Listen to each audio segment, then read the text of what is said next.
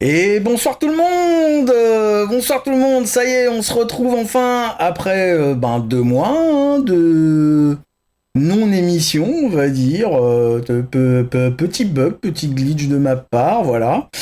On revient pour un Wikirao Extended. Bonsoir tout le monde. On va laisser un petit peu les gens venir. Donc ouais, petite reprise après quelques mois un petit peu à vide, on va dire. Voilà. Il y aura plus certainement que 2 émissions, celle-ci inclue avant la fin de la saison. Après, je déciderai selon mes dispos si je fais des petits spéciaux pendant l'été. C'est possible, c'est possible. J'ai peut-être envie de faire un Wikirao spécial avec mes top films, séries télé, OAV, enfin, à animé TV, film, animé film, animé OAV. Voilà, qu'on en parle un peu, passer les génériques, voilà, un truc un petit peu plus léger et détente que ce que je fais d'habitude. Donc cette émission est aussi enregistrée pour YouTube, voilà.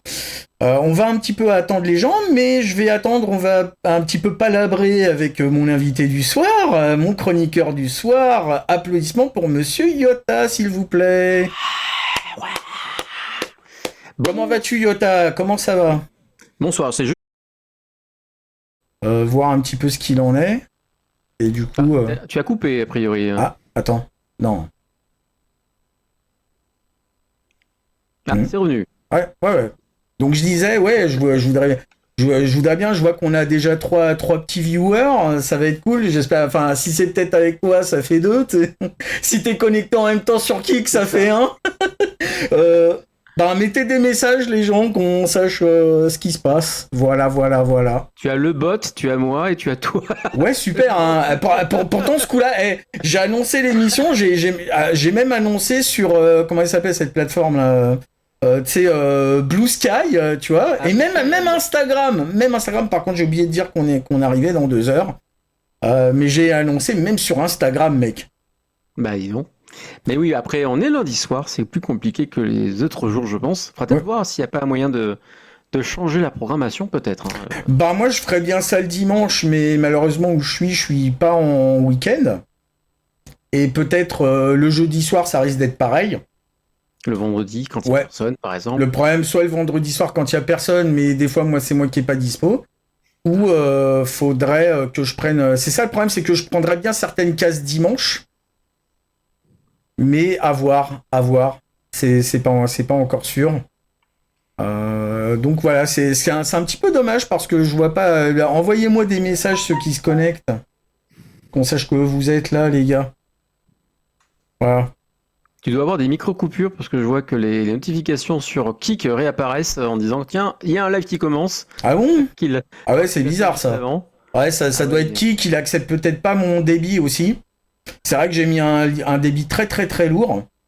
J'espère que ça va pas saboter l'émission. Il passe très très bien sur Twitch ce débit, mais c'est vrai que j'ai pas pensé qu'éventuellement Kik... le débit en général, c'est toi qui passes, c'est pas lui qui décide, hein, ça n'a rien à voir. Ouais, mais je crois que j'ai coupé le débit proposé par la plateforme. J'ai forcé du 1080p à 6. Voilà. Ouais, mais je suis à 6 aussi, passé. Ouais, bizarre. Donc, bizarre. Je pense pas. Moi, vu que j'ai la fibre, j'ai mis à fond pour que tout aille bien. Donc, c'est pas le rapport, c'est pas. Mais je dis qu'il y a même une micro-coupure à l'instant de chez toi, parce que Twitch n'a pas réussi à suivre et hop, il s'est reconnecté. Donc, il doit y avoir un petit truc, une micro-coupure qui a dû avoir lieu, ça fait bouger Kik. Ouais. Enfin bon, voilà, donc ça, on a pas. Allez, c'est pas très très grave. De toute façon, ce soir, on est là pour parler animé, pas technique, c'est sûr. Voilà, on va attendre ça fait combien de minutes tu vois, c'est ça qu'il y a, c'est que... décembre, donc je vais vaut mieux que tu commences parce qu'on est passé. Ah oui, d'accord. Donc. Ah oui, d'accord. Bon, venez les gens, s'il vous plaît. Il faut que tu commences à dire des trucs parce que ouais, t'as raison. Il repart direct, tu sais pas de quoi tu parles, voilà. T'as raison. Bon, je vais introduire l'animé du jour alors. Donc, comme promis dans ma dernière édition, ce coup-ci, je vais pas parler d'animé de mecha. Voilà. Ouais. C'est aussi. Alors, après avoir testé pas mal d'animés comme ça par-ci par-là, dont Windaria, dont Izumo, qui sont des OAV un petit peu obscurs, dont j'avais entendu parler il y a très très longtemps quand j'ai commencé à m'initier à la Japanime. Voilà, mais au final... Izumo, j'ai un CD. Ouais, les musiques sont pas mal en plus, mais au final, tout ça m'a un petit peu déçu et du coup, je trouvais pas que ça me permettait de faire vraiment un dossier cool. Peut-être je vous en parlerai, Izumo, tu sais, peut-être dans un spécial où éventuellement je fais tu sais, genre des trucs en vrac, comme ça. Ouais, Tu bien vois, sûr, ça peut des être. animés en vrac, genre j'ai pas assez pour faire un dossier, mais je vais vous en parler rapidos. Donc je garderai les animés un petit peu dont j'ai pas trouvé que ça fera un dossier cool pour Wikirao. Je les garderai de côté pour vous en parler un petit peu plus tard, voilà. Donc du coup, mon dévolu s'est finalement porté sur un des premiers animés que j'ai découvert en VO pur à l'époque. Voilà, quand on a commencé à m'initier à la Japanime. On m'a parlé de ça et on m'a fait voir ça. Il s'agit de Yotoden Wrath of the Ninja, voilà, qui est le titre anglais. C'est comme ça que c'est connu internationalement, Yotoden. Donc, alors, je vais commencer, même si là, ouais, je viens de voir la baisse. Écoute, c'est l'enregistrement YouTube ce soir, hein. Viens des, bon sang. Sniff. Allez, c'est parti. Donc, Sengoku Kitan Yotoden, c'est une série d'OAV en 3 épisodes sortis entre 87 et 89 au Japon. Et si c'est sorti apparemment en VHS en 96 en France. T'avais raison, ça a été édité en France. C'est heureusement que j'ai fait mes devoirs, mais ouais, c'est passé tellement inaperçu que j'ai pas de souvenir de cette édition française. Oui, et même sur Anime News Network, parce que j'y suis allé avant pour regarder 2-3 trucs, et je voyais pas de version française annoncée dessus, ou une sortie française en tout cas, je suis super étonné. C'est Planète Jeunesse, moi, c'est vrai que sur les conseils du boss Yann Kouza, il me dit ouais, prends Planète Jeunesse pour les sorties françaises. Et du coup, j'ai été vérifié. Mais je suis étonné que même sur Anime News Network, ça y soit pas. Parce que d'habitude, ça y est aussi, c'est assez bien rempli. C'est là, il y a. Là, il n'y a pas. Il n'y a pas. C'est comme ça. Donc, 96 en France, 87-89 au Japon. Alors, qu'est-ce que c'est Yotoden? Et d'ailleurs, je vais quand même commencer à envoyer quelques images pour que vous vous fassiez une idée. Qu'est-ce que c'est Yotoden? Eh ben, c'est une période fictionnelle orientée horreur et fantastique de la période de la guerre civile japonaise connue sous le nom de la Sengoku. À ne pas confondre avec voilà, des enfants singes avec des tenues rouges. Voilà, ce n'est pas pareil. Alors vous allez voir que ça parle pas exactement de la Sengoku, mais d'un petit peu après. Donc la Sengoku elle s'est déroulée de fin 1477 à l'année 1573.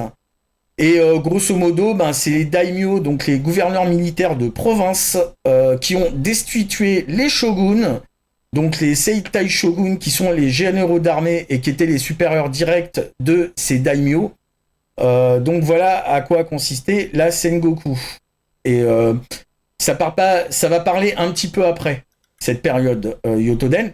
Donc, alors vu son thème quand même, cette série d'OAV, on la compare souvent au film Jubei Ninpusho, Ninja Scroll. Hein. Ouais. Même si c'est sorti avant, hein, bien entendu. Mais certains peuvent pas s'empêcher de faire la comparaison. Alors, c'est parti pour le pitch. On va commencer le pitch. Alors, en 1580, après la fin de la période Sengoku et à la suite de la tombée sur Terre d'une énorme comète. Alors souvenez-vous que c'est une version horreur science-fiction fantastique. Hein. Ça part sur le truc historique de la Sengoku, mais après ça dérive bien par la suite, bien entendu. D'accord. Donc à la suite de la tombée sur Terre d'une énorme comète, Oda Nobunaga, qui dans la vraie vie en fait c'est lui qui a destitué le dernier shogun Ashikaga. Donc c'est le daimyo qui a destitué le dernier shogun dans la réalité. Donc il met là dans Yotoden, il met le Japon à feu et à sang pour récupérer le pouvoir absolu. Ah bah fallait pas en parler tout à l'heure, voilà. Donc dans ce but, il attaque les 3 clans ninja formant l'école des Shinobi no Kage, donc les Shadow Warriors en anglais. Donc vous avez les Kasumi, les Yuga et les Akagure. Des destructions de ces écoles ne subissent que 3 Kagenin, donc les disciples des 3 écoles Shinobi no Kage, comme leur nom l'indique. Vous avez Ayame, Sakon et puis Ryuma, qui finissent par s'unir contre Nobunaga.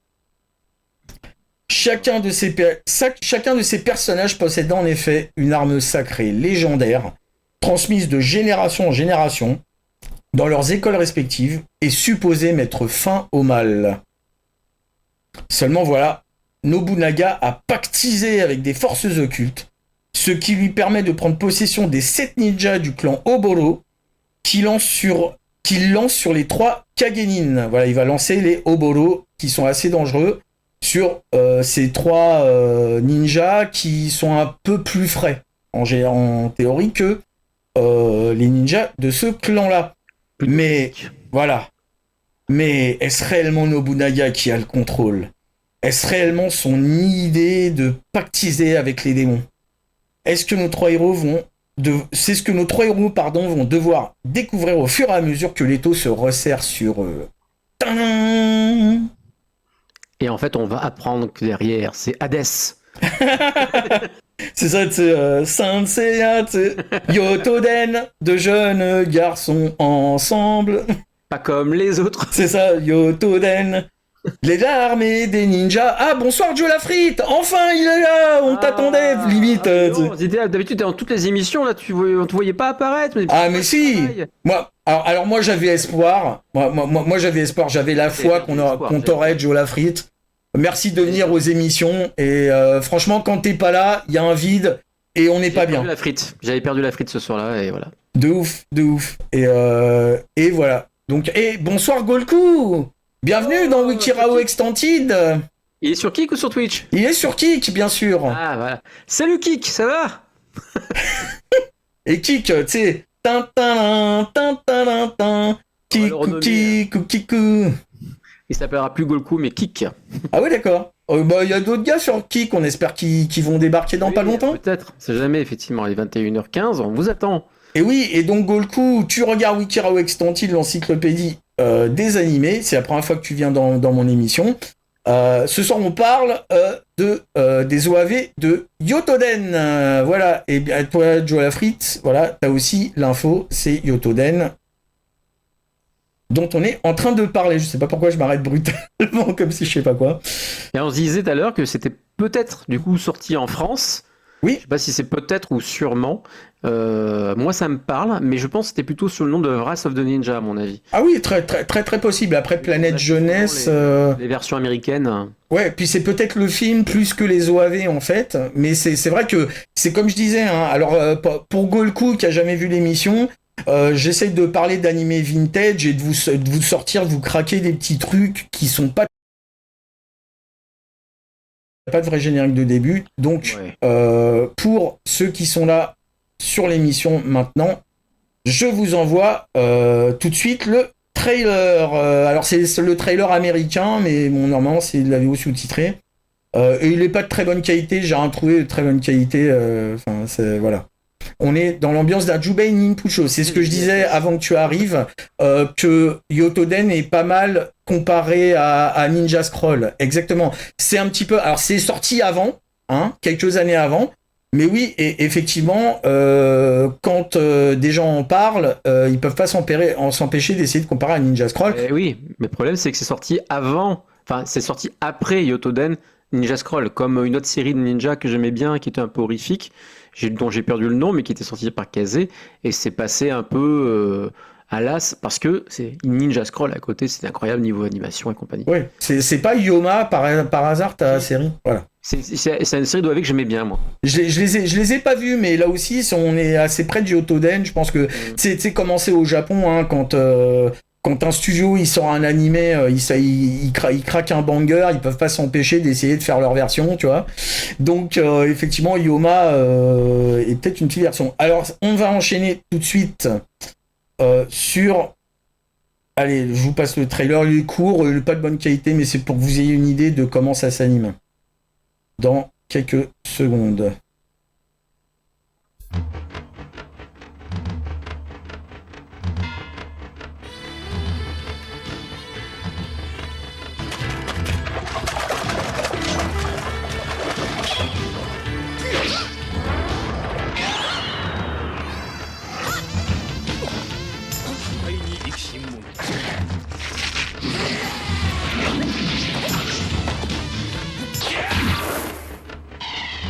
J'adore cette scène.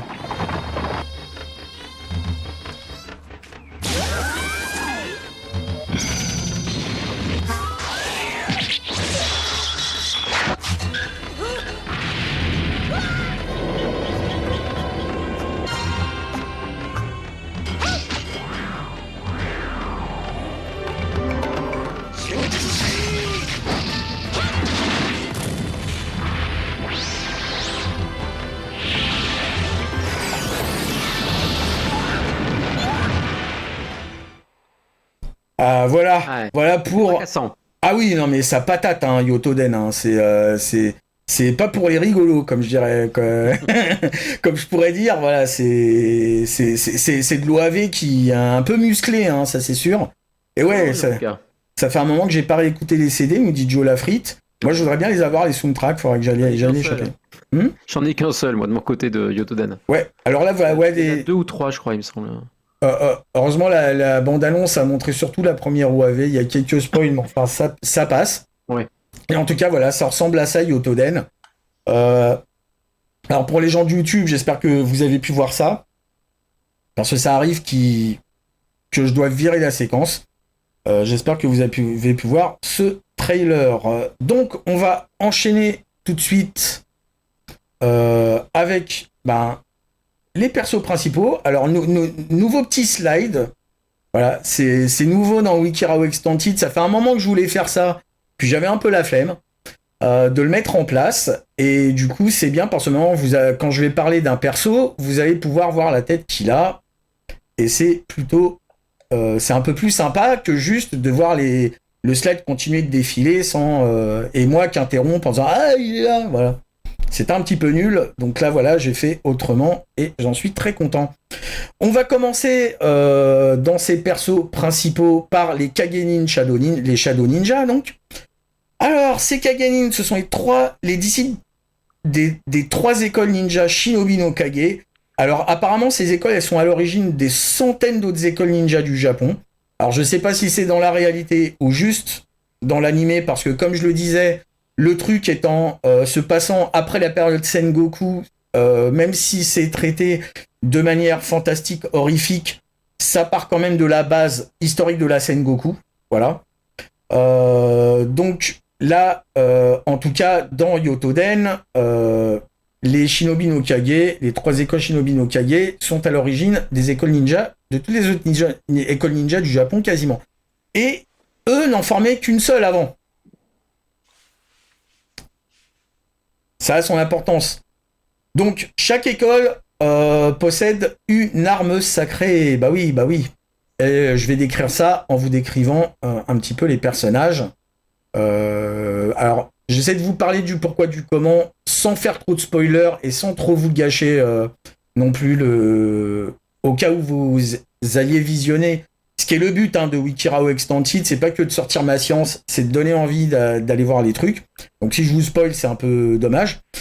Alors, on va commencer par la première, l'héroïne, un petit peu, on peut dire. Donc c'est Ayame Hanami. Oui, il y a un film, je crois, qui est... Alors, je l'ai pas vu, le film, Joe Lafrite, mais il me semble que c'est le remontage des OAV. Je sais pas s'il y a des scènes additionnelles ou des scènes refaites, etc. Si, je te confirme, c'est un compilation movie, comme je viens de le trouver. Voilà, donc regardez plutôt les 3 OAV si vous pouvez. Enfin, si vous n'avez pas le temps, matez le film. Ce sera toujours ça de fait. Mais sinon, ouais, matez les OAV, elles sont chouettes, les 3 sont assez chouettes. Voilà. Donc, Ayame Hanami... Pardon, vas-y. Je te coupe. Vas-y. Ce qu'ils disent, c'est que le film est à 45 minutes plus court que la série d'OAV. Ouais. Après, comme je coupé dedans en même temps.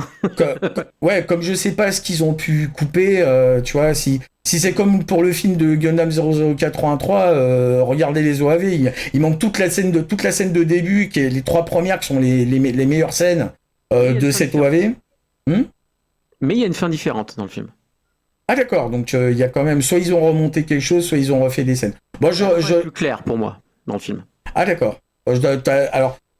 Pour tout vous dire, j'ai re-regardé que la première OAV pour me la remettre en mémoire. J'ai vu les 3 il y a pas si longtemps, mais j'ai pas tout déroulement dans la tête. C'est pour ça que j'ai regardé surtout la première pour pouvoir faire ce dossier. Puis de toute façon, parler de la 2 et la 3, ça vous aurait spoilé.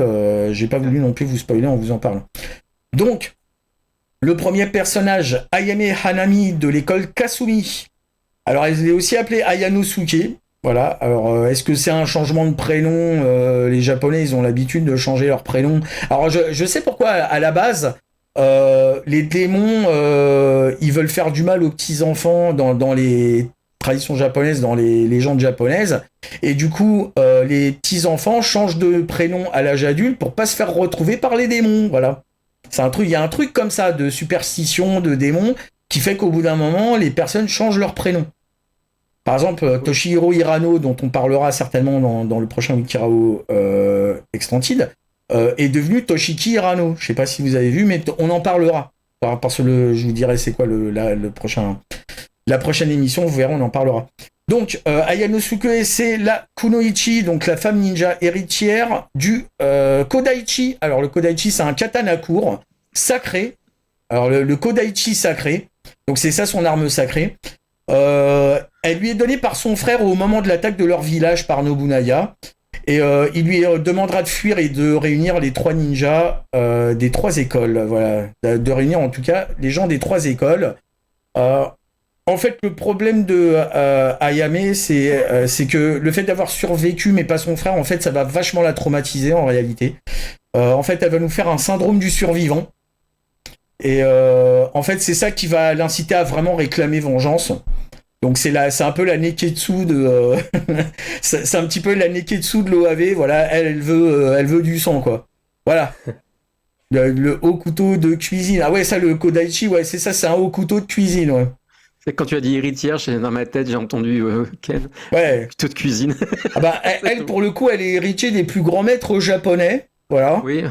Mais même si dans des œuvres comme Baki, ils ont l'air de dire que les trucs, les arts martiaux japonais et tout, ça vient de la Chine quand même.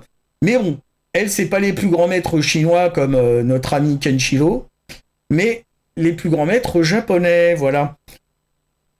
Ça va être la première, alors bon, je vous spoil un petit peu, mais sans plus, ça va être la première à réussir à activer le pouvoir de son arme sacrée.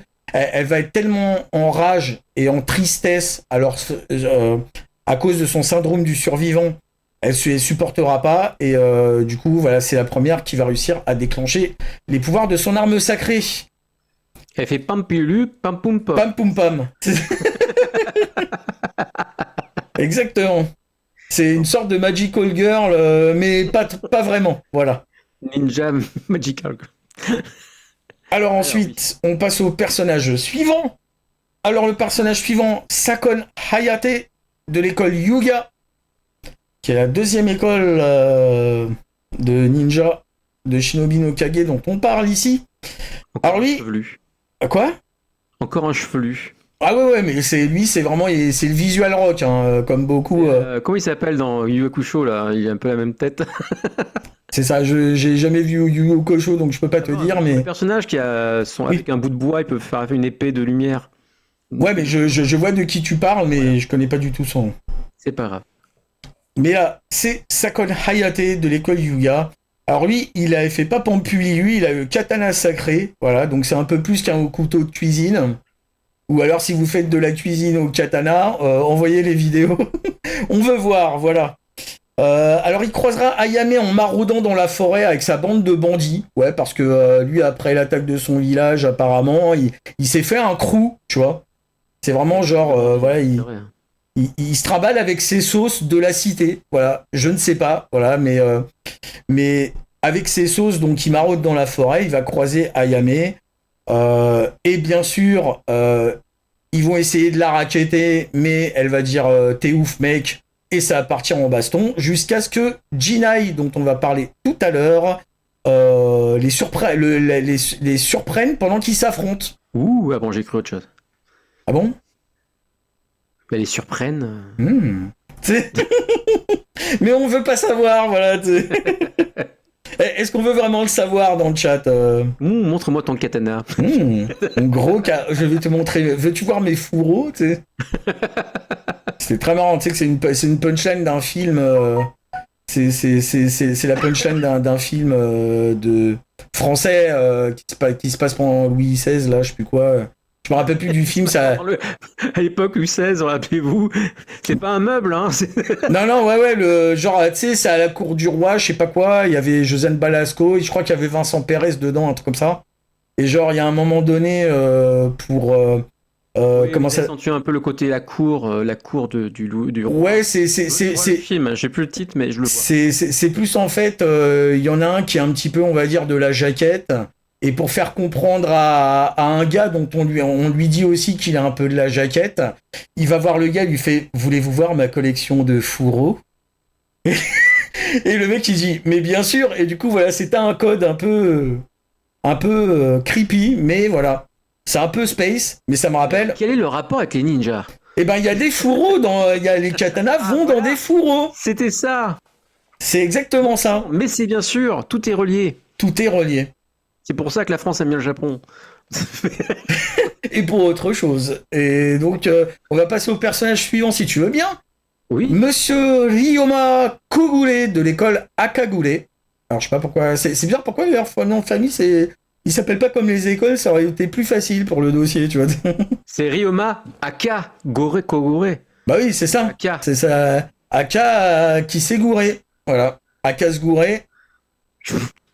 Merci de ton rire. Ça me fait plaisir. Mais t'as compris ma blague à moi ou pas? Ouais, oui. Aka. AKA. Aka, ouais, AKA, Goulet. Alias, voilà. Aka. Ah d'accord, alors, on nous dit, Golko nous dit, c'est Kazuma Kawabara dans Yu Yu Hakusho. Merci, à tes souhaits. Merci à toi. Alors, parlons de ce bon vieux Ryoma d'ailleurs, pourquoi je dis Ryoma, n'importe quoi. Alors lui, son truc, c'est la hallebarde sacrée, mais alors, lui, sa particularité, vous le voyez là, c'est que c'est une hallebarde en bois à la gomme. C'est-à-dire, autant les deux autres armes, elles sont un peu stylées, tu vois, des deux autres ninjas, des deux autres Kagenin, autant lui, on dirait un junk, en fait. Donc, c'est-à-dire, personne ne peut deviner que c'est une arme sacrée qu'il a entre les mains, même lui, il le sait pas vraiment, en fait. C'est un bois sacré. Oui. Au bois sacré, mais en tout cas, voilà, ça a l'air d'être vraiment un bout de bois avec une lame là, comme ça. Tu lui donnerais pas, enfin, tu la vendrais pas 10 balles sur le bon coin, quoi, tu vois. Si je peux dire. Donc, la hallebarde sacrée, il va croiser Ayame et Sakon en les attaquant avec son bataillon de ninjas lorsqu'ils entreront sur les territoires des Akagure. Parce que oui, ce qui se passe avec Ryuma, c'est que grâce à la forteresse dans laquelle son clan vit, son père qui s'appelle Ganyusai et sa sœur Kikyo. Vas-y, fais-le nous, s'il te plaît. De quoi? Bah, la sœur Kikyo. Oui, ça c'est Inuyasha. Oui, non, mais vas-y, fais-le. Je l'attends, j'ai mis le nom que pour que tu me le fasses dans l'émission. J'ai pas compris. Mais si, mec. Le Kikyo. Je comprends pas. À l'époque où t'avais essayé un doublage français d'Inuyasha. Ah, Kikyo. Ah oui, mais donc je parlais bien donc d'Inuyasha. Donc... Oui, c'est ça, mais je voulais que tu... Je faisais bien Kikyo. Ouais, non, c'était mieux ça, c'est Kikyo. Quoi? Tu me reconnais pas, Kikyo? C'est ça, mon gars. Alors, Kikyo. Merci, j'espère qu'un jour on fera ensemble un petit doublage français du Otoden et que tu me doubleras Ryoma. Voici ma sœur Kikia, tu vois. Kikyo. C'est ça, mon gars. Alors, Kikyo. Bon, bref. Mais merci à toi d'avoir donné de ta personne, mais je pouvais pas passer à côté. Donc, je reviens à la description de Ryoma, sinon tout le monde va perdre le fil. Oui. Donc, son père Ganyusai et sa sœur Kikyo semblent avoir été épargnés des attaques des Oboro. Alors que tous les autres villages ont été brûlés, mais eux, ils vivent dans une forteresse. Donc, les Oboro n'ont pas pu réellement percer cette forteresse au moment du début de l'OAV. Voilà. Alors après, j'ai un spoiler. Le chat, dites-nous si vous voulez que je spoil ou pas par rapport à Ryuma. Sinon, je passe au personnage suivant. Je vais passer tout de suite au personnage suivant, mais si vous voulez le petit spoiler sur Ryuma, dites-le, sinon je la ferme, tout simplement, vous découvrirez en regardant l'OAV. Donc, pour le moment, on passe au clan Nobunaga. Alors, c'est la version fictionnelle du conseil du daimyo Nobunaga, composé... Alors, il est composé d'humains et de démons, ce conseil. Les humains ne sachant pas réellement que les démons sont là, hein. C'est-à-dire que Nobunaga leur a pas dit... Ah, alors, Joe Lafrite, ça le dérange pas. Alors, Golku, essaie de nous dire, ou les autres, s'il y a encore des gens dans le chat, ce serait cool si vous nous dites votre avis. Il y a Nightbot, mais il donne pas son avis, dommage. Donc, oui, il a plus ou moins scindé, c'est-à-dire qu'il cache à ses conseillers humains qu'il se fait aider par des démons.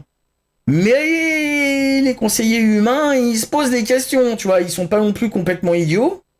Donc, ils se posent quand même un peu des questions, quoi qu'est-ce. Voilà, tout simplement.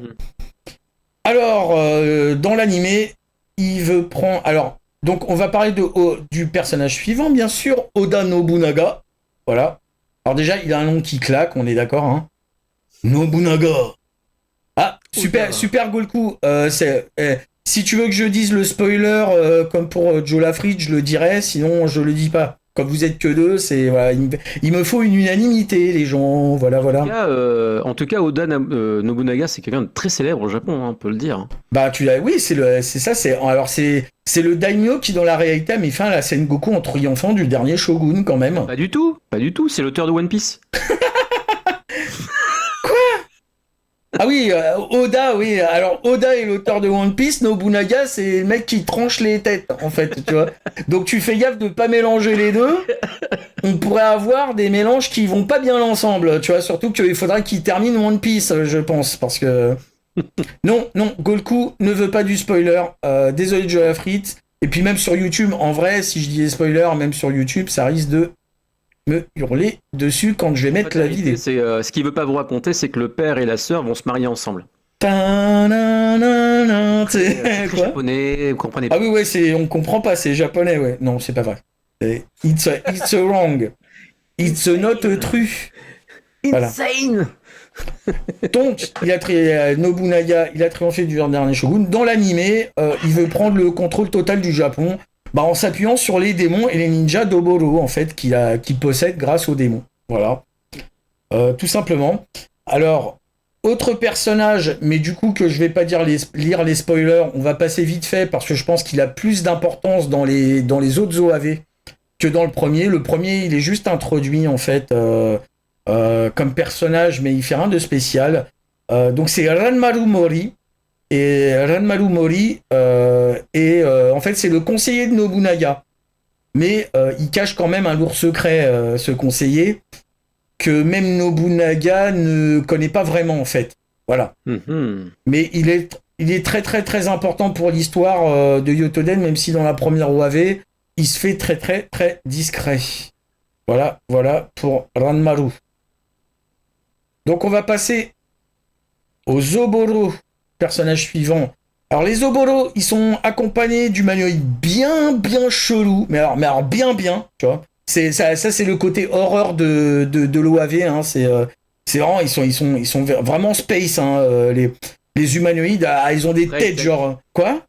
Très high-tech pour l'époque. Ouais, un petit peu, mais genre ils ont des têtes genre des corbeaux, tu vois, des trucs comme ça. On dirait les mecs dans Cobra, là, dans le truc de Rugball, là, les espèces de canards, là, mais en mode hyper flippant, tu vois. Alors qu'eux, ils étaient en mode gentil, tu vois. Et ils ont des corbeaux qui ont des bras qui poussent à la volée, ou encore, il y en a certaines qui ressemblent à des statuettes.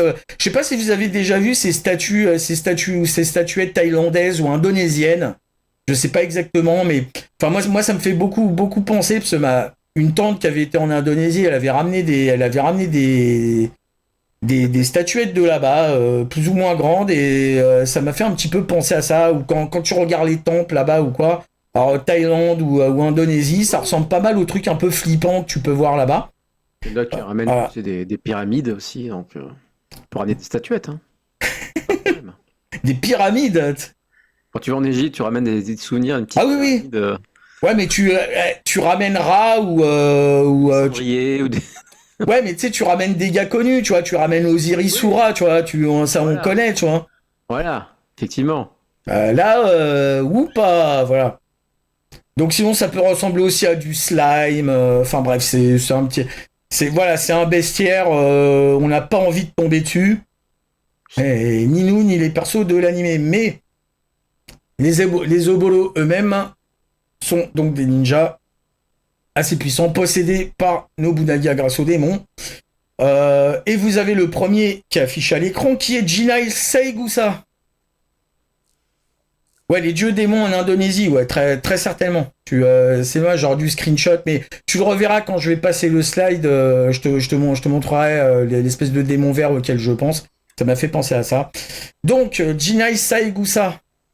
Alors, son arme, comme vous avez pu voir dans le trailer, c'est un collier d'acier. C'est lui qui prend l'espèce de truc avec plein de boules là, et paf, qu'on voit ça sur les gens. Voilà, tout simplement. Donc son arme c'est un collier d'acier, c'est pas une arme sacrée à proprement parler, hein, c'est juste un collier d'acier, mais il le manie bien et ça fait des dégâts. Sinon il peut se transformer en hydre à 3 têtes, voilà, pas cool, surtout quand tu l'affrontes. Alors il va tenter d'éliminer Hayate et Sakon en interrompant leur combat, comme j'ai dit tout à l'heure quand j'ai parlé de Sakon. Et dans la forêt, puis il va essayer d'éliminer tout le monde dans la forteresse des Akagure. En fait, salut Sebos, tu vas bien? Salut Phoenix Seb, bienvenue dans Wikirao Extended. Donc, oui. Donc, effectivement, Jinai va tenter d'attaquer la forteresse des Akagure avec ses sbires, voilà, tout simplement. Et tenter d'éliminer, bien sûr, surtout les 3 ninjas, mais bon, il va pas y aller de main morte sur les autres, sur le reste. Ensuite, personnage suivant, vous avez Ryohan. Alors Ryohan, comme ça peut à peu près se deviner, c'est un moine bouddhiste. Alors c'est un ninja Oboro, mais c'est aussi un moine bouddhiste. Il va sauver la mise de Ayame et Sakon pendant l'attaque de Jinan dans la forêt. Voilà. Ce qui est un peu bizarre. Alors, Ryohan, il va littéralement leur faire le tuto de l'animé. C'est-à-dire qu'il va expliquer ce que c'est les Shinobi no Kage, il va expliquer ce que c'est les armes sacrées, il va expliquer qui les attaque, que c'est Nobunaga, nananina. Le mec va tout, c'est lui qui va faire toutes les révélations pour le pitch de l'OAV. C'est ce perso-là qui le fait. Voilà. C'est un petit peu bizarre, c'est vraiment, tu sais, c'est comme les tutos quand tu rencontres un PNJ dans les MMORPG. Des fois, il y en a, t'as une cutscene et ils te font un tuto de ce qui se passe parce qu'ils sont mieux informés que toi. Lui, c'est un peu la cutscene de Yotoden, c'est lui qui l'a fait. Voilà, c'est ce perso-là qui va tout raconter alors, à Ayame et Sakon, parce que Ryoma est pas encore là. Il va les briefer, voilà. Comme si le gars, il avait déjà vu les OAV, tu vois. Et le gars, il leur raconte. Voilà. C'est un côté un peu très rigolo. Mais du coup, il est très important sur la première OAV. Mais il leur semble pas hostile au Kagenin au premier abord. Hein. Mais allez savoir, c'est quand même apparemment un Oboro. Donc allez savoir. Alors, moi, je vous dis tout de suite, sans spoiler, je me rappelle pas. Quel rôle il peut avoir après, je m'en souviens plus. Je me souviens plus si il va se retourner contre eux, si en fait c'était un piège, si je sais plus quoi. Faudrait que je revoie. Mais en tout cas, il est important pour la première OAV. Voilà. Ça doit être quelqu'un, à mon avis, qui est là, mais qui n'est pas un vrai ennemi. Il est là pour surveiller, et tout en faisant partie du groupe. Ouais, mais peut-être c'est... Il sait que derrière, il y a des démons. Ouais, mais peut-être il veut peut-être aider quelqu'un à déclencher quelque chose en réunissant tout le monde. Le monde est grand. C'est ça. Ok. Donc, sinon, il y a les autres Oboro. Alors, je pense que j'ai plus de screen. Voilà, ça revient là. Donc, on va s'arrêter à celui-là. Il y a les autres Oboro. Alors, il y a 4 autres Oboro, mais on les voit que dans... Quoi? Mais il meurt très vite. Non, pas du tout. On les voit pas dans la première OAV. On les voit que dans les OAV d'après. Alors, je voulais vous en faire une description, mais ça spoilait. Et du coup, vous les verrez si vous regardez Yotoden en entier. Vous verrez ce qui valent ces 4 autres Oboro. Et voilà, c'est terminé normalement pour les persos. Voilà, c'est terminé. Alors, on va passer au staff. Alors, j'ai eu des petites remarques de commentaires Facebook sur des gens qui me disaient « Ouais, pourquoi tu parles pas plutôt de l'histoire de l'animé? Le staff, c'est trop long, etc. » Alors, 2 choses. Premièrement, je voudrais bien, mais ça m'incitera à faire beaucoup de spoilers. Et c'est vrai que même si c'était des spoilers de Polichinelle, parce que Yotoden, c'est quand même sorti il y a 30 ans, tu vas se dire. Donc, c'est vrai que c'est pas... En réalité, quand un truc à cet âge-là, à moins qu'il y ait une ressortie... Ouais, à moins qu'il y ait une ressortie du truc où là, c'est pas cool de spoiler les gens, c'est vrai que je pourrais m'attarder sur le storyline, je pourrais vous raconter l'histoire. Raconter la fin de Goldorak aussi, si vous voulez. Ça peut être. Oui. Ben. Olivier Tom, la fin de. C'est quoi la fin d'Olivier et Tom? Ah oui, si, je. Bah, non. Enfin, il n'y a pas vraiment de fin, quoi. Bah non. Voilà. Non, mais là. Continue après derrière. Oui. Il gagne son match, il est heureux, et hop, et on part sur un autre arc C'est ça. avec les équipes étrangères. Voilà. Et même à la fin des équipes étrangères, ils sont contents, voilà. Ils sont contents. Alors, la fin d'Olivier et Tom, ils sont contents. La fin de Goldorak, ils sont contents, mais ils se cassent. Voilà, c'est. On dirait un d'autre. Voilà. Donc, le truc qui se passe, c'est que. Alors, j'ai peut-être conscience, donc je voudrais bien vous parler un peu plus de l'histoire, mais ça ferait des spoilers traditionnels. Et mon but, c'est quand même qu'à un moment donné, vous alliez vous dire, tiens, je peux me procurer Yotoden, j'ai envie d'aller voir, et je veux pas tout vous raconter, sinon... non, mais alors, la fin de Dragon Ball, c'est un secret de Polichinelle, du coup. Parce qu'il y a Dragon Ball Z, donc tout le monde sait qu'il épouse Chichi à la fin de Dragon Ball. Mais ça, tu le vois dans Dragon Ball Z, qu'il a épousé Chichi, etc. Mais oui, le dernier épisode, c'est le mariage de Son Goku. La fin, c'est le mariage de Son Goku et Chichi. Donc ça, c'est pas un vrai spoiler. De toute façon, tu le sais dans Dragon Ball Z. Bah, il y en a pas. Bah si. Enfin, Dragon Ball, c'est ça la fin. Après, Dragon Ball Z, la fin, bah, ça enchaîne sur DB Super. Et du coup, bah, il n'y a pas de fin vu que ça passe à Z. Non, c'est-à-dire, c'est ça. Ça passe à Z, et Z, il a une fin. Et Super, pour l'instant, il a une fin, ouais. Ouais, j'étais Balek. Complètement, je suis d'accord avec toi, Sam. Tiens, juste pour dire, on trouverait énormément de DVD de Yotoden, le film. Mais il y a eu aussi une complète Yotoden saga qui est sortie. Par contre, le prix actuellement, parce que pour le trouver, c'est un peu galère, c'est 177 €. Parce que, bah voilà, on le trouve plus. Ouais. Tout simplement. Ouais, mais c'est pas en français, attention, hein, c'est pas du tout en français, c'est jamais ressorti en France. Ouais, Si c'est ça, c'est. Mais Alors, tu vois, c'est dommage s'il y avait plus d'auditeurs, on pourrait dire, ouais, oldie animé, si vous nous écoutez, voilà. Ouais, ça serait bien d'avoir un peu des trucs un peu rétro comme ça. Et ouais, c'est aussi pour ça, tu sais, je parle au cas où des éditeurs se diraient, bon, c'est dommage, j'ai pas assez de force de frappe pour influencer. Je suis pas un influenceur, là, pour l'instant, vu le score de ce soir, tu vois. Mais pourquoi pas, tu vois, sur un malentendu, quoi. On sait jamais, effectivement.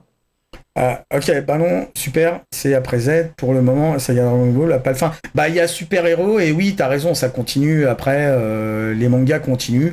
Pour l'instant, effectivement, il n'y a pas de fin. Après, si Seb, tu découpes par période, c'est-à-dire Dragon Ball Z, Dragon Ball Super, et tu en fait des animés différents, t'estimes que c'est des animés différents, Dragon Ball a une fin, Dragon Ball Z a une fin. Voilà, mais sinon, tu as raison. Voilà, pas de problème. Donc, je voudrais bien vous parler de l'histoire, mais ça spoilerait. C'est pour ça que... Et aussi, il y a un autre truc, c'est que moi, j'ai fait Wikirao Extended, cette émission, à la base, qui était dérivée de ma rubrique que je faisais dans le Morning Attack, pour vous parler aussi du staff, parce que j'aime ça. Voilà. C'est mon petit plaisir de parler staff. Donc, de parler qui a fait quoi dans les animés. D'étaler un petit peu ma science. Donc, on va passer au staff. Voilà, je vous remets quelques images de l'animé pendant que j'en parle. Ah bah non, pas du tout. Je suis complètement débile. Il faut mettre le slide qui concerne ce qu'on fait le staff à côté de Yotoden. Oui, bah, je sais bien. Alors là, si tu connais pas, je prends l'avion pour te... Voilà. T'en parles... Voilà. T'en parles suffisamment de ton côté pour que je sache que tu sais.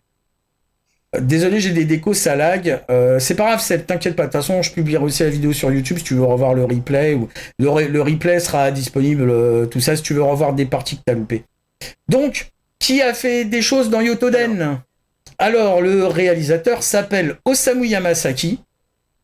Alors c'est la première fois que j'entends parler de lui, je suis pas très familier de ce réalisateur et du coup j'ai pas trouvé grand chose. Alors je vais pas forcément citer tout ce qu'ils ont fait, je vais vous citer les trucs qui moi me parlent, hein, bien entendu. Si dans le chat vous me dites ah ouais, Osamu Yamasaki il a fait aussi ça, bah hésitez pas à mettre qu'on voilà ça. Le principal, hein, c'est déjà pas mal. Ouais je pense ouais donc Osamu Yamasaki à Yamasaki. Enfin ouais bah oui. C'est si je fais les remontrances aux... Bah oui, non, Yamasaki, c'est pour ça si je fais les remontrances aux gens, je le fais moi, je me rattrape obligatoirement. Donc Osamu Yamasaki, il était alors en fait comme réalisateur, c'était le réalisateur de The Akenden quand même, qui est une autre série un peu dans le genre de Yotoden. Alors je l'ai malheureusement pas vu The Akenden. Est-ce que tu as vu The Akenden Non. Tu as pas vu, et je crois qu'on est passé à côté d'un truc avec ça, parce que déjà, j'en ai entendu beaucoup de bien, et parce que ça me parle plus, mais peut-être que je l'ai vu, mais je m'en souviens plus. Akenden. Ouais. Akenden. Donc Akenden, donc les hommes chiens, ou je sais pas quoi, je sais plus c'était quoi, The Underdog ou un truc comme ça. Et il paraît, de ce que je peux en savoir, c'est que l'animation était vraiment vachement bien. Sur 2013 au studio Dean. Ah non, plus tôt que ça, The Akenden c'est 90. Donc. Bah il y a une nouvelle version alors. Oui, ouais, certainement, mais moi ce qui m'intéresse c'est celle circa 90. Ça doit être 91 ou un truc comme ça. Miyuki Abe est basé sur une série de romans. Ouais. Donc c'est pour ça qu'il peut y avoir plein de des différentes versions effectivement. Donc animé créé le 5 janvier 2013, une deuxième saison a été créée à l'été 2013. Donc ça c'est pour une édition récente, mais il parle pas d'une ancienne version bizarrement. Ah bah c'est non. Tu sais, on connaît bien. Ouais, bah tu connais, t'as vu passer. Hein. C'est sorti chez Kazé, voilà, si j'ai trouvé la pochette à 40 € actuellement sur Amazon. Et je crois d'ailleurs que c'est sorti en Blu-ray. C'est pas sorti en Blu-ray. C'est pas impossible parce que je pense que ça fait partie de certains de ces animés de qualité. Enfin, et c'est dommage, je pense qu'on est passé toi et moi on est passé à côté d'un truc, hein, The Akenden, il me semble. Hein. Donc il faudra achever. Et tu vois, c'est pour ça que je parle de staff, ça me permet un peu de parler aussi d'animé à côté de Yotoden, et ça c'est plutôt pas mal. Donc Osamu Yamasaki, il a été réalisateur de The Akenden, qui est un animé de ninja avec une animation qui normalement est vachement bien. Voilà.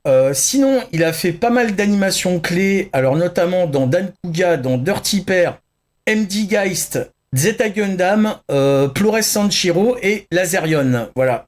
Donc c'est pas spécialement... alors à part Zeta Gundam, mais bon, il est que anime clé dessus. Et Dirty Pair, c'est pas forcément des trucs très très connus en France. Mais MD Geist, c'est pareil, hein, je crois qu'on est passé à côté d'un truc. Hein. Il va falloir que je regarde ce truc et que j'en parle.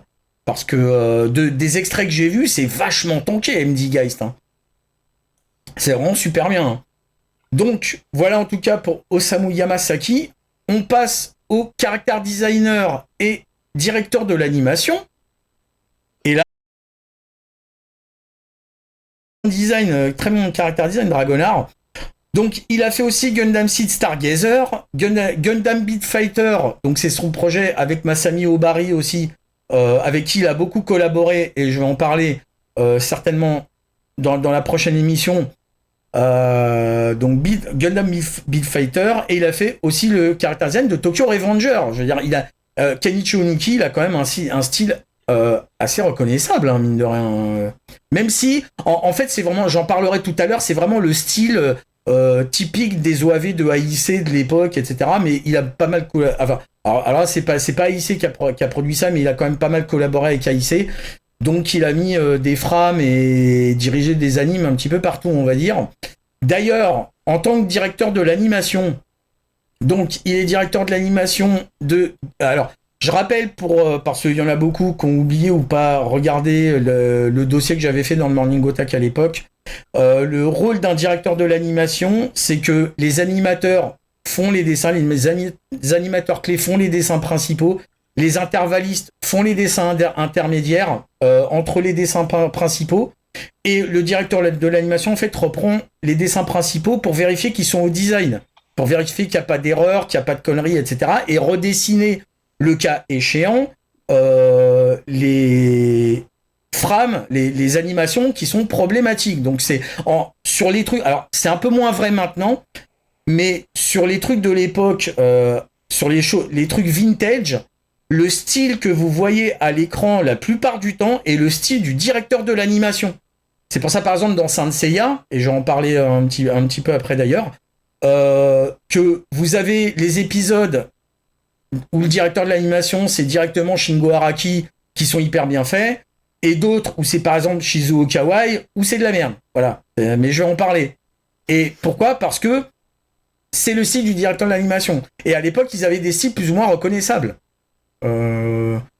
Et du coup, des fois aussi, on se dit l'épisode, quoi, on voit que c'est un petit peu off-design, on va dire, par rapport au caractère design.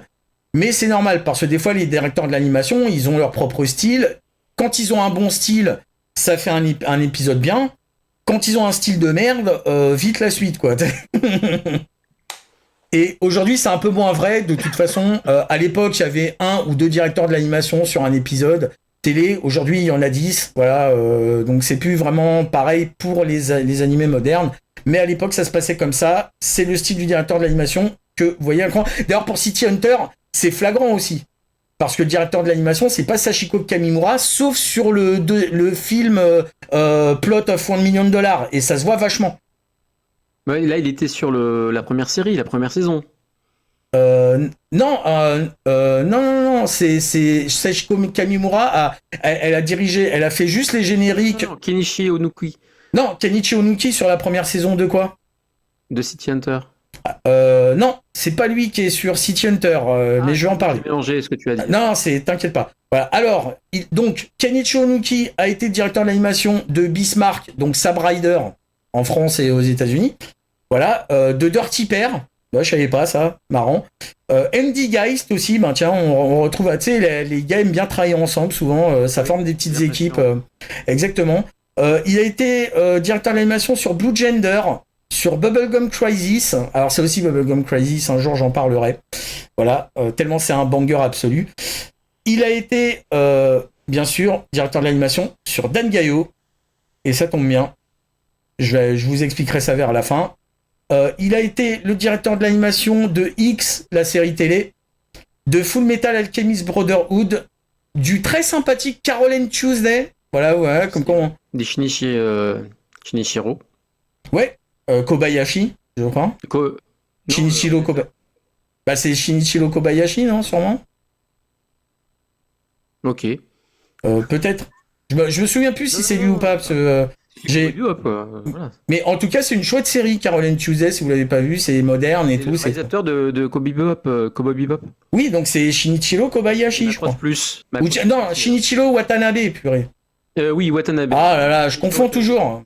Non, c'est moi aussi, mais c'est Shinichiro Watanabe qui a réalisé Carol and Tuesday parce que c'est un animé musical. Et exactement. C'est son truc, il adore ça. Et ben en tout cas, c'est un animé moderne qui était très sympa. Allez le voir si vous l'avez pas vu. Les chansons sont géniales. Yep. Ensuite, il est sur pas mal de trucs de Gundam Seed.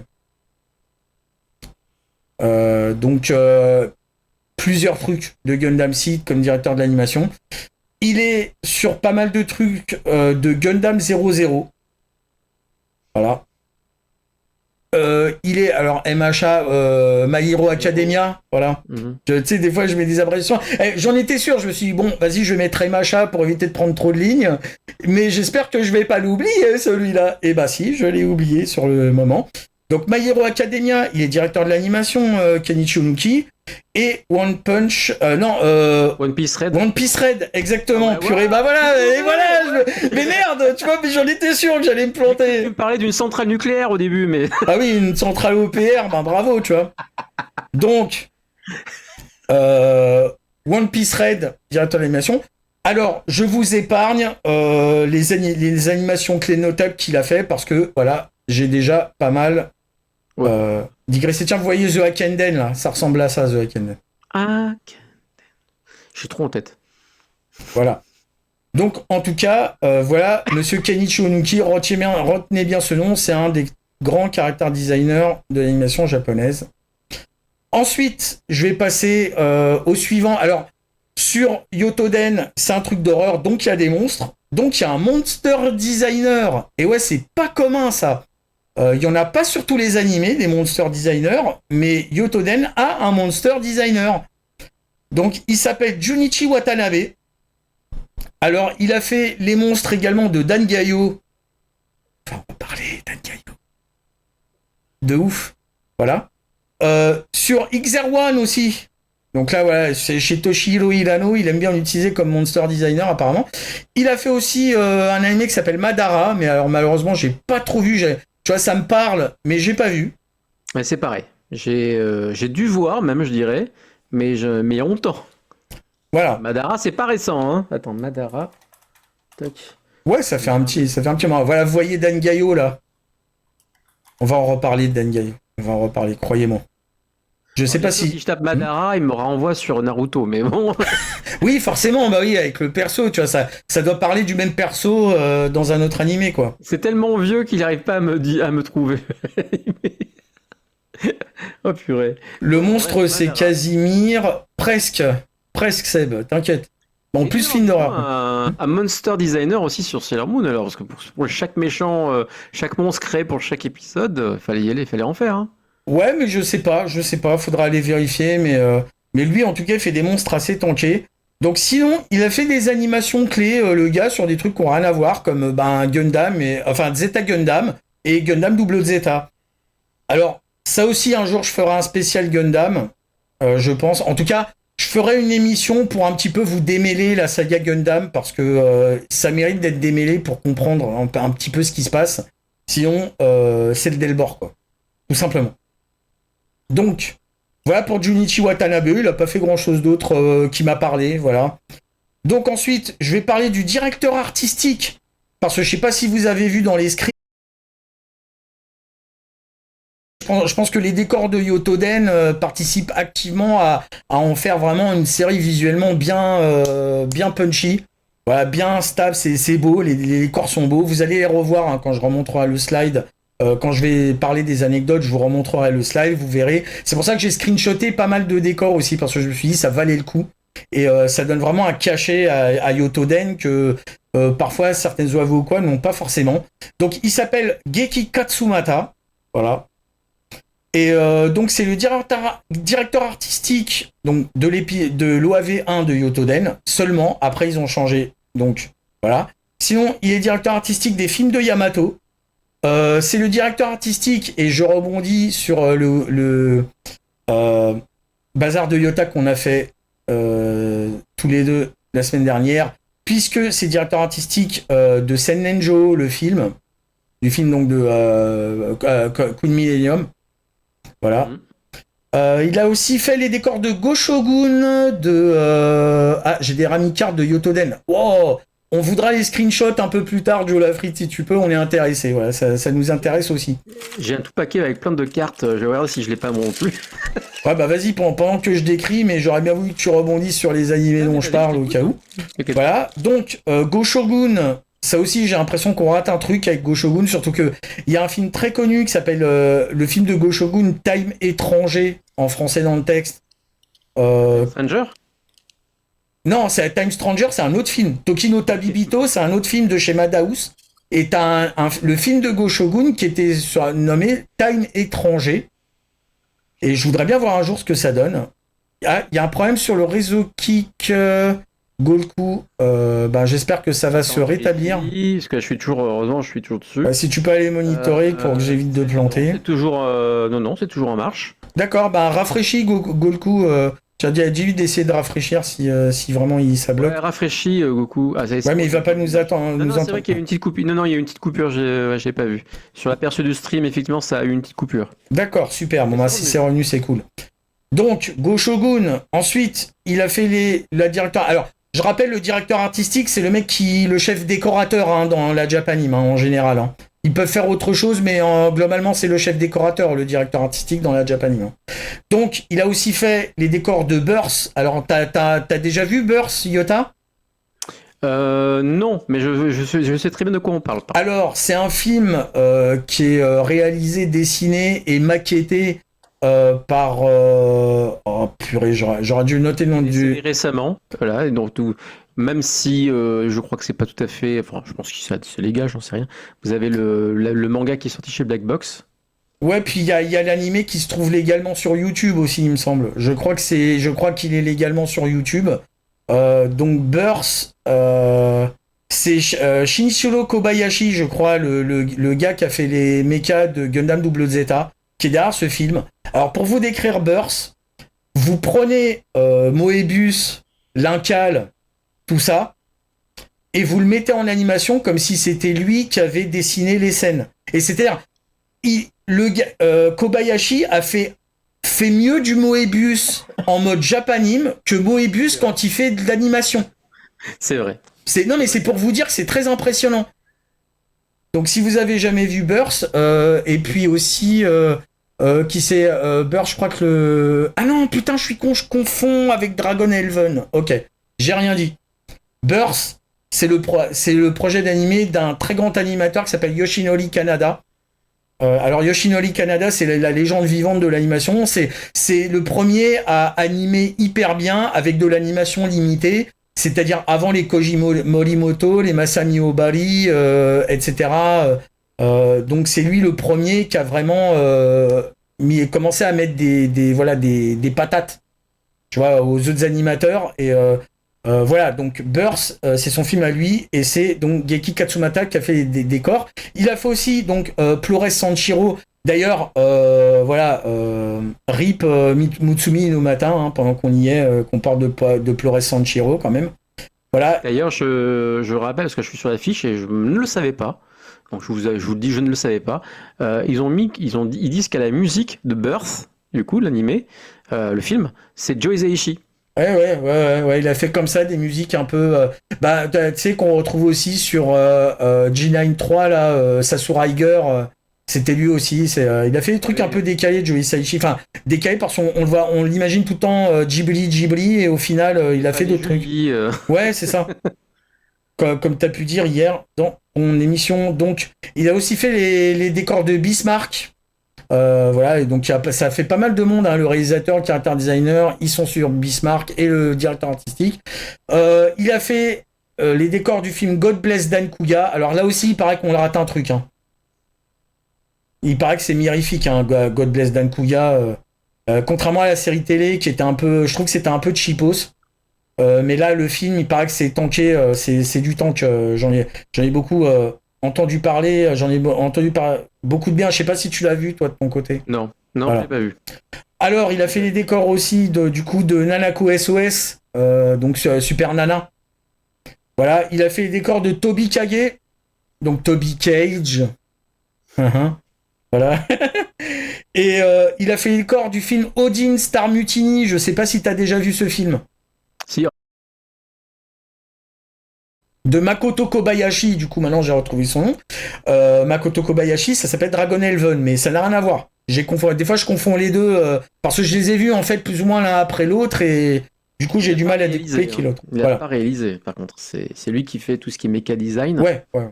Pour Dragon Elven, ouais, mais c'est ses dessins, c'est lui qui dessine les plans et tout. Pour Birth, bizarrement. Ouais, je suis même pas sûr que c'est Makoto Kobayashi pour Birth. Bah, en tout cas, c'est sur l'affiche. Alors, de Notijon, attention, hein, c'est Notijon. En gros, réalisateur, c'est Sadamitsu Shinya. C'est Kara Design, c'est Kanada Yoshinori. Yoshinori Kanada, c'est ça. Voilà. Et Kobayashi Makoto. Ah, d'accord. Design. Donc, tu vois, c'est pour ça que je confonds les deux. Il y a deux noms. Il y a même trois noms d'ailleurs. Kobayashi Makoto, Obara Shuei et Obara Shuei 2 fois. Donc, ils ont mis 2 fois pour. Donc, il y aurait 2 méca designers, bizarrement. Ouais. On est sur Birth. Ouais, je dis juste Joe Lafrite, oui, c'est ça, c'est Birth écrit comme ça, comme naissance. Comme naissance. Voilà, c'est ça. Donc, Makoto Kobayashi, c'est pour ça que je confonds avec Dragon Elven, parce que les deux, tu vois, c'est deux trucs que j'ai vu plus ou moins paquets, pas l'un à la suite de l'autre, mais je les ai vus dans le même paquet, et du coup, des fois, je confonds. Je crois que Birth, c'est Dragon Elven, et bon, c'est pas le cas. Mais en tout cas, Toby Kage, Odin, pour rebondir sur Odin, Star Mutiny, c'est passé à 2 doigts d'être un très gros film. Hein. C'est passé à 2 doigts d'être du très lourd, hein, Odin. Mais, ça part en vrille. Hein? Mais ce qu'il a perdu... Ce qu'il a perdu, notamment la réutilisation de scènes, qui est beaucoup trop importante, notamment, et aussi le storyline qui part en vrille. Vraiment, ça part en... On a pris des substances, hein. Je te dis tout de suite. Si, c'est un film. Ah, mais dans un seul et même film, ils ont réutilisé plein de plans plein de plans les mêmes à chaque fois? Ils ont réutilisé pas mal de plans, ouais. Et plus que dans Armageddon, par exemple. Armageddon aussi, ils ont Genma Tyson, il y a pas mal de réutilisation de plans. Mais là, Odin, au bout d'un moment, tu te dis les mecs, voilà, tu vois. Tu dis les mecs, et tu te dis vous partez en vrille sur le storyline aussi. Tu sais, ça fait vraiment de... Voilà. Déjà, il dure vachement longtemps, 1h140 minutes. Et c'est très long, parce que le storyline part vraiment en sucette. Et comme il y a beaucoup de plans qui sont réutilisés, ça fait pas varier, tu vois ce que je veux dire. Et du coup, c'est passé quand même à deux doigts. Donc c'était le projet de... Ne dis pas, je vais trouver. Tomonori Kogawa, le character designer de Dunbine et de Ideon. Donc c'était son film, il est character designer dessus, et t'avais quand même un certain nombre de gars, t'as un certain nombre de gars sur ce film, Odin, dont le character designer de The Giver, merde, putain, je l'ai en pote Facebook en plus, Hidetoshi Omori, voilà, qui est sur ce film, etc. Donc il y a character designer, non? Non, directeur de l'animation ou clé, Hidetoshi Omori. Je sais qui est dans ce film.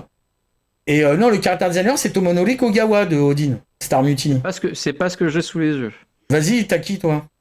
C'est un nom que tu connais très bien. Alors, c'est Odin, Photon Sailor Starlight. Hein. Ouais, c'est ça. Il y a plusieurs titres selon la marée. C'est Yuji Moriyama. Ah bon? Ouais. C'est sérieux. Et donc, du coup, quand même, Tomonori Kogawa, il a fait que réaliser? Et Takeshi Shirato à la réalisation et Toshio Masuda. Mais non, mec. C'est tout. Ah, c'est pas possible. J'irai vérifier après. Je vous mettrai ça dans les commentaires YouTube. On fixera ça dans les commentaires YouTube. Faut que j'aille vérifier. Raison, hein, c'est ce que je vois écrit. Non, je sais bien, mais je suis à peu près sûr que c'est Tomonori Kogawa derrière. Après, peut-être je me suis vautré, hein, mais la preuve, hein, j'ai confondu Burst et Dragon Elven, hein, donc je suis pas non plus complètement infaillible. Donc, il a aussi fait les décors de Grey. Le truc dont tu parlais hier, d'ailleurs, de Grey Digital Target, exactement. Et de Luna Varga, qui est une OAV qui a l'air pas mal aussi. Il faudrait que j'aille voir ça, un de ces quatre. Je l'ai en vinyle. D'accord. Mais l'OAV, il faudrait que j'aille jeter ça, parce que j'en vois des extraits de temps en temps. Je dis, c'était pas mal quand même. Même si à l'époque, ça m'avait pas parlé, mais au final, ça a l'air plus sympa que je croyais. Alors, les musiques. Musique de Seiji Hano. Malheureusement, alors sauf si tu me dis le contraire, il a fait que Yotoden, hein, grosso modo. Hein. Le reste, ouais, non, le reste c'est un performeur après la guitare sur un autre titre, mais voilà. Voilà. Donc c'est son seul truc, c'est Yotoden, donc on va passer rapidos. Hein. On va passer rapidos parce qu'il y a quand même une belle brochette d'animateurs notables sur Yotoden, parce que c'est pas fait par des rigolos, voilà. Et on va commencer par le premier qui est Kazuchika Kise.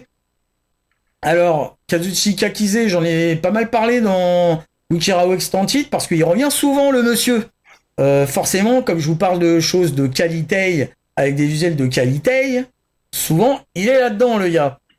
Donc, c'est le character designer de Blood, de XXX Solic, le truc de Clamp. Il a fait aussi un peu d'IAE avec Bronze Zetsuai. Voilà.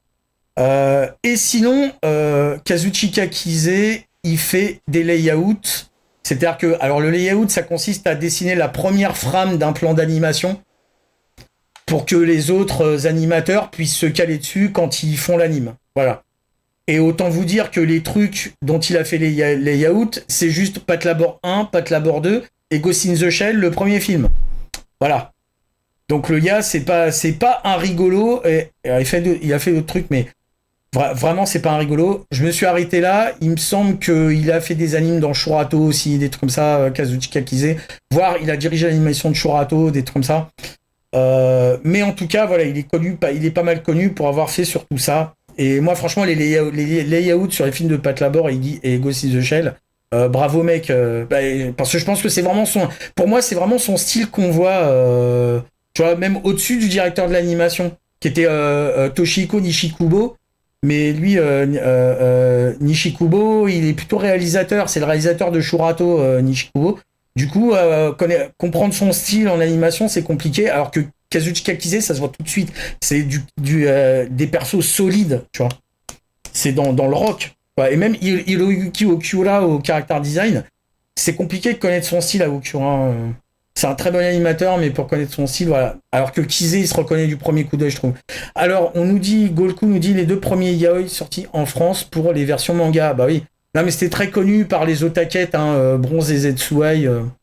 C'était le succès chez les otakettes, souvenez-vous. Pas que d'ailleurs. Oui, bah après, des gens ouverts d'esprit, tu vois ce que je veux dire, mais...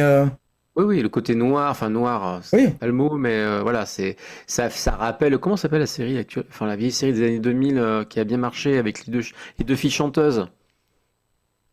Caroline Tuesday, tu sais. Non, tu sais qu'ils font du rock. Il y a un album qui est sorti chez Kazé aussi. Enfin, avait bien marché aussi. Il n'y a pas eu spécialement de fin parce qu'elle est tombée malade. Elle a jamais terminé son manga, je crois. Ouais. C'est Dieback, je crois, qui a ressorti, ou c'est Kazé, qui a ressorti en HD la série, enfin en upscale. Bon, bref, c'est un peu le même ambiance, c'est ça que je voulais dire. D'accord. D'accord. Mais voilà. D'accord. Donc en tout cas, voilà pour Kazuchika Kise. Je me rappelle en présentoir chez Tonkam. Ouais, bah ouais, Tonkam, ils étaient ouverts d'esprit, donc c'est un peu les premiers à avoir mis un petit peu de yaoi et trucs comme ça. Donc, ensuite, animateur suivant. Et lui aussi, on va en reparler de toute façon, puisque c'est Masanori Nishii. Alors, Masanori Nishii, du lourd. Il est plutôt spécialisé mecha, mais pas que. Mais on peut souvent le retrouver aussi à la direction de l'animation des mechas. Et aussi, il a fait du monster design. Donc je vais en parler tout de suite. Donc il a fait les monstres de Bastard, mais pas la ONA de Netflix, mais les vieilles OAV de 95, réalisé par Masami Obari. Et ben le monster design là-dessus, c'est Masanori Nishii. D'ailleurs, je crois que c'était fait par AIC, et lui aussi, il a pas mal bossé avec AIC. Le monsieur. Vous allez voir quand je vais dérouler les animés. Donc, il a fait le monster design de Bastard, les vieux Bastards. Il est character designer de Xelion, même si le style, c'est vraiment pas mal du Toshihiro Hirano, puisque c'est son projet, Xelion. Mais apparemment, il a confié le character design à Masanori Nishii. D'ailleurs, je sais pas si peut-être ils sont tous les deux. Peut-être que Nishii a fait certains persos et Hirano d'autres. Bah, heureusement, j'ai jamais vu Xelion. Pardon. J'ai vu Xer1, d'ailleurs que je devrais revoir bientôt en HD. J'ai vu Xer3, mais Xerion, je suis passé à côté. Donc, mais voilà, c'est dans le style de ce que vous voyez là, à Dangayo. D'ailleurs, c'est très bon enchaînement, puisque, donc, en tout cas, pour le character design, c'est à peu près tout ce qu'il a fait, c'est Xelion. Maintenant, en directeur de l'animation, donc, Dangayo, que vous venez de voir passer. Et on va en parler. Fin de l'émission. Il a fait aussi il est directeur de l'animation, pardon, des 2 films de Silent Mobius. C'est pas n'importe quoi, des magnifiques 2 films de Silent Mobius. Il est directeur de l'animation de Vampire Princess Miyu, du film de Macross 2. Apparemment, il a fait du design cooperation ou sur le film. Donc ça doit certainement concerner les scènes ajoutées s'il y en a, mais je l'ai pas vu depuis longtemps, le film de Macross 2. Il y a scènes ajoutées dans ce film. Il me semble qu'il y en a, et en tout cas, il est crédité comme uniquement sur le film, comme directeur de l'animation assistant ou un truc comme ça. Donc, il a dirigé l'animation de trucs comme Detonator Orgun. Ça rentre, hein. C'est un peu chiant comme OAV, mais le début de Detonator Orgun, il est juste magnifique. J'adore le début de Detonator Orgun. Je me suis pissé dessus, le début, vraiment. Même si après, j'en attendais mieux, mais le début, un banger. Le début, c'est un banger. Ensuite, il a dirigé l'animation de trucs comme Moldiver, Tenchi Muyo, Oh My Goddess. Force. Quoi? Metamorphose. Donc, Moldiver, Tenchi Muyo, Oh My Goddess, donc du AIC. Vous voyez, il bosse pas mal avec AIC, Masanori Nishii. D'ailleurs, Pioneer a travaillé beaucoup avec AIC. Oui, mais complètement. On a un sujet Pioneer qui s'approche. Et d'ailleurs, c'est bien parce que tu vas pouvoir parler d'Izumo parce que c'était carrément produit par Pioneer LDC en exclusivité Laserdisc. Et en plus, ouais.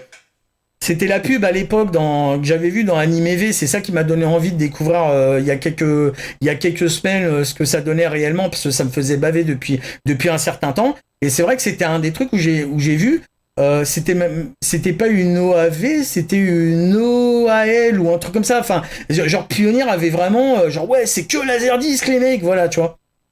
Et c'est cool, donc du coup tu vas pouvoir en parler, c'est cool. Parce que ça reste quand même un truc cool, même si j'ai pas eu spécialement envie de m'attarder dessus dans une émission. Ensuite, il est directeur de l'animation des mechas. Donc je vous avais dit qu'il était un peu... je pense qu'il doit beaucoup dessiner de mechas dans les animés sur lesquels il bosse. Donc directeur de l'animation des mechas de Sakura Taisen 2, mec. Quoi ?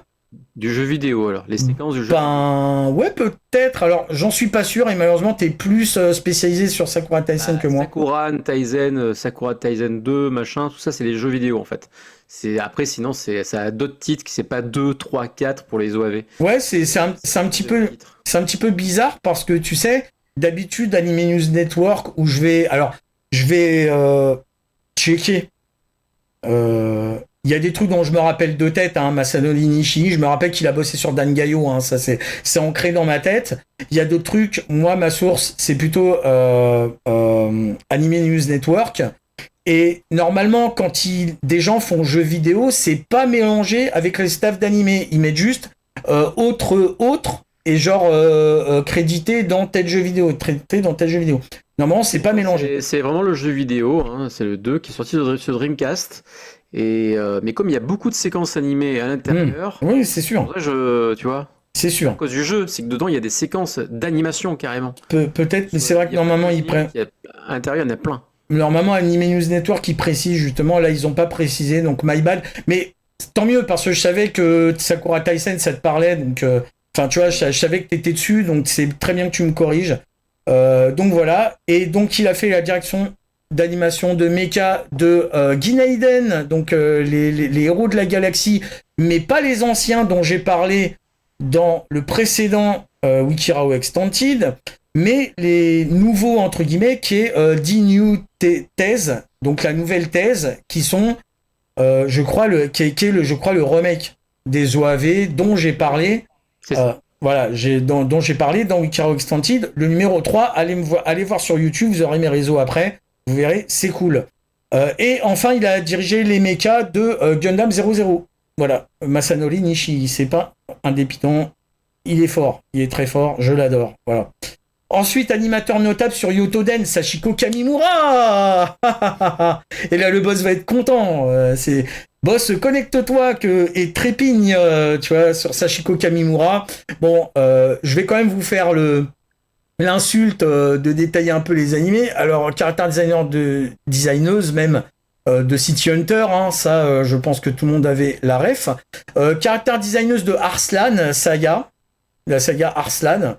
Elle a aussi caractère designé des Blackjack de 2004. J'avais pas vu. Et par contre, c'est vrai que c'est un petit peu tout ce qui m'a parlé en caractère design chez elle. Donc si vous avez un animé où vous me dites « Ah mais non, Sachiko Kamimura, elle est caractère designeuse de tel truc », n'hésitez pas à mettre ça dans le chat. 2004, Blackjack. Ouais, Blackjack 2004, ouais. C'est être le film. Certainement. Il y a un film qui est sorti et... ouais, pas que, il y a un film et je crois une série télé, je crois qu'elle est sur les deux, un truc comme ça. Série télé, Blackjack, c'est Hello to Blackjack, mais... non, il me semble qu'il y avait un film uniquement. Et après, les OAV, ça date des années 90. Mais je ne me rappelle pas qu'il y avait une nouvelle série, par contre. En tout cas, vers 2004, elle a fait des trucs dans les Blackjack de cette époque-là. Pas que les OAV, il me semble que j'ai vu sur plusieurs trucs. Mais j'ai pas noté parce que comme... Il faut vérifier simplement. Non, je sais bien, mais comme... comment ça s'appelle ? comme je suis pas complètement au fait de Blackjack. Mini-série télé. Non, voilà, mini-série télé, Blackjack, effectivement, de 2004 à 2005. Effectivement. D'accord. Donc après, elle a fait la direction d'animation. Alors, en tant que directrice de l'animation, donc Lupin 3 part 3, voilà, elle est directrice de l'animation. Elle a fait aussi Miyuki, je crois que c'est machin et comment ça s'appelle en français Miyuki c'est oh merde. Tom et Julie, je sais pas quoi. Non, Tommy et Magali ou je sais pas quoi là. Tommy et Magali. Voilà, c'est ça, purée, j'aurais dû le noter. Je pensais qu'à Miyuki, j'allais me rappeler du titre français, surtout que t'as parlé d'Adachi hier en masse. C'est Salut les filles, je crois, et aussi Tommy et Magali, ce qui a eu. Ouais, Tommy et Magali. Moi, je connaissais je connaissais ça sous ce nom-là, Tommy et Magali, et surtout qu'hier, t'as parlé d'Adachi assez longuement avec ton invité. Et donc voilà, Miyuki, Touch, et ouais, Sachiko Kamimura est directrice de l'animation de Touch. Alors bien sûr, Gundam Double Zeta, ça, je m'en souvenais, parce qu'on me l'avait dit. Malheureusement, alors, je vais pas en parler maintenant, mais c'est la pire partie de Gundam, de l'Universal Century de Gundam. Je décrirai un jour dans une émission, mais ne regardez pas ça, mais Sachiko Kamimura est dedans, et c'est dommage. Ce n'est que la vie de Rao. Non, t'inquiète. Non, pas. Alors t'inquiète, pas trop. Merci Joe. Et t'inquiète, je ne suis pas seul à penser ça. Ensuite, Venus Wars.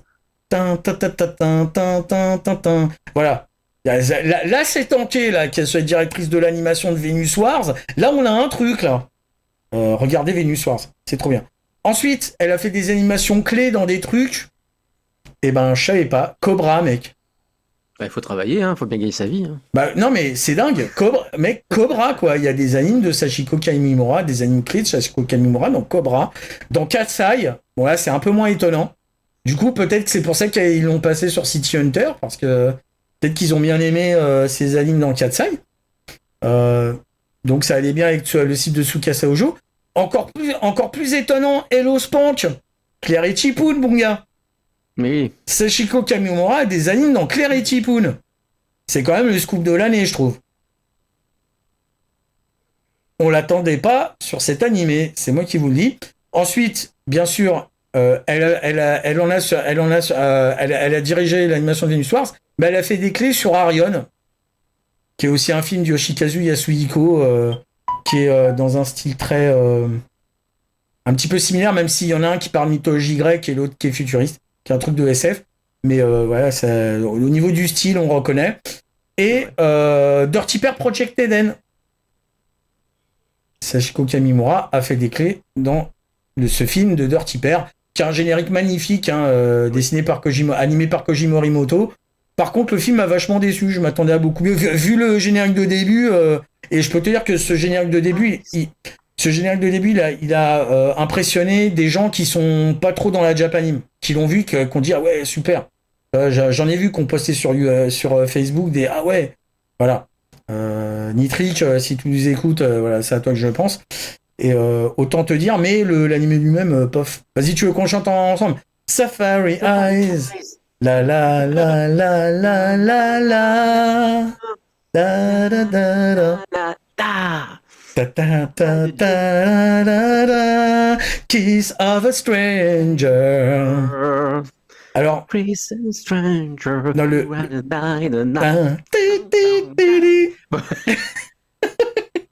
et non, c'est un maillot Olivier Tom, bien sûr, Joe Lafrite. C'est par rapport à demain, j'en parlerai, vous allez retrouver Daft Pakun. C'était pour rebondir, et c'est sans jeu de mots, sur Daft Pakun demain, mais on en parlera après. Donc, Sachiko Kamimura, qui c'est qu'il y a d'autre sur Yotoden? Qui c'est qui a tanké dans l'animation japonaise? Tetsuro Aoki, les mecs. Alors tiens, on le voit là. Alors, il a fait d'autres choses avant ça. Mais il était character designer de Mamono Hunter Yoko. Voilà, qui a eu un chouette jeu vidéo sur Mega Drive, mais l'animé était pas mal, c'était sympatoche. Pas mal, hein. Les films aussi. Oui. À part ça, Tetsuro Aoki, character designer de Hunter Hunter. Alors, Hunter, vas-y. Si tu me permets, je veux juste regarder, parce que peut-être que je me trompe totalement, Mais j'aimerais voir, parce que j'ai les mangas le manga de Yoko Mamono Hunter Yoko, et j'aimerais savoir si c'est pas lui qui a dessiné. qui aurait peut-être dessiné le manga. Je sais pas, je dis ça comme ça, peut-être que je me trompe totalement. D'ailleurs, je vais peut-être regarder d'abord sur l'ordinateur. Vas-y, parle, parce que... Ouais, vas-y, donc Hunter Hunter G Final, pas n'importe qui. Alors, Hunter Hunter, comment ça s'appelle? Ce truc est intouchable, parce que mon père était super fan. C'est un des rares animés où je l'ai vu super fan d'un truc. Ou même moi, c'est pas que je regarde pas, c'est que je suis passé un peu à côté d'Hunter Hunter. Et lui, pas, et il matait ça sur la chaîne manga, et quand j'arrivais chez lui en visite, paf, il était sur Hunter Hunter. Où on arrêtait la conversation parce qu'il y avait Hunter Hunter. Donc pour moi, ce truc est intouchable, voilà. Donc là, c'est principalement le Hunter Hunter G-Final sur lequel il a fait du character design. Alors Goku, le nouveau Jules en direct, tac tac, voilà, c'est quoi son truc, paf, voilà, je sais pas quoi, voilà, on sait pas. Eh ben c'est bien, tu peux nous regarder en double, comme ça t'entends Jules et en même temps tu regardes l'émission et c'est cool. D'ailleurs merci si tu le fais. Et bah t'as le droit d'aimer Jules, hein, c'est tu sais goût et les couleurs, hein, voilà. Ensuite character design de Miyuki-chan, c'est une OAV de Clamp. Miyuki-chan. Une Magic Land, de Wonderland là. Voilà. Donc, sinon, autant Kazuchi Kakise était sur bronze, autant lui, il est que sur Zetsuai. Donc, bronze, c'était le deuxième truc après Zetsuai. Il me semble qu'il y a d'abord eu Zetsuai et bronze. Il comprend en manga de. Comment il s'appelait Minami Okazaki, un truc comme ça, l'auteur d'origine. Oui, c'est ça. C'est ça. Okazaki. Voilà. Donc, Tetsudo Aoki est sur Zetsuai et Kazuchi Kakise sur bronze, voilà, tout simplement. Mais ils étaient tankés, hein. Enfin, les animés, même si ça me dit rien de les voir, quand je voyais des trucs dans les magazines, ça avait l'air plutôt sympa, hein, visuellement, voilà. Ensuite, il a été directeur de l'animation, monsieur Tetsudo Aoki, donc sur Saint Seiya. Et autant dire que, alors, surtout au début, hein, sur la période, même pré-sanctuaire, hein, toute la période de Galaxia Noir, Dark Saint et tout truc où le pop prend le pouvoir. Après, sur le Sanctuaire et après, on le voit plus, malheureusement. Alors, Gaku Miyao pour Manumono Hunter Yoko. Merci, Joe Lafritz, pour ta précision. Oui, mais j'attendais de pouvoir parler pour le dire. Hein. Ah merde. Ah bah il t'a coupé l'herbe sous le pied. Hein, faut pas couper, voilà. Mais il a été animateur aussi.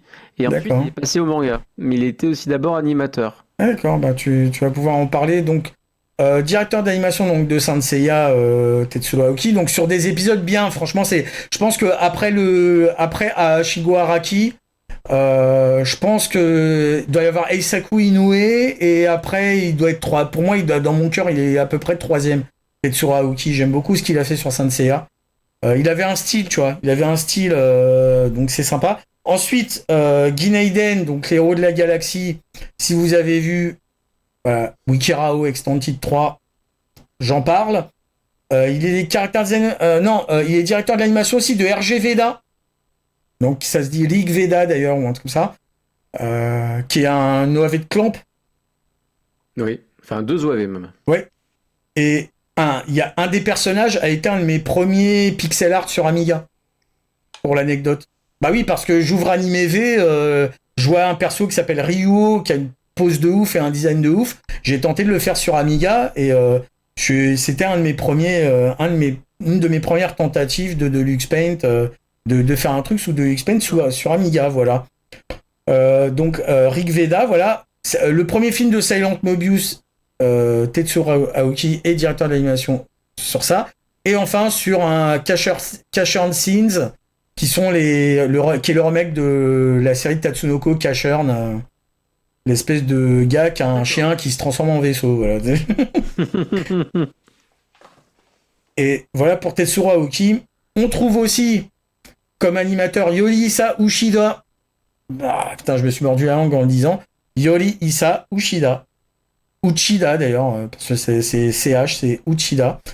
Donc, le monsieur Yorihisa Uchida, c'est le character designer de Liger, qui est un truc adapté de Go Nagai. Alors, j'ai mis un screenshot de Liger, vous allez voir, je vous montrerai quand il passera. Voilà. Il a travaillé comme character designer sur Metal Jack. Sur Guy, alors Guy, attention, c'est un hentai. À ne pas mettre entre... Voilà, tiens, Liger, ça ressemble à ça. Guy, t'es sûr que c'est J'en suis absolument sûr. Ok. Crois-moi, j'en suis absolument sûr.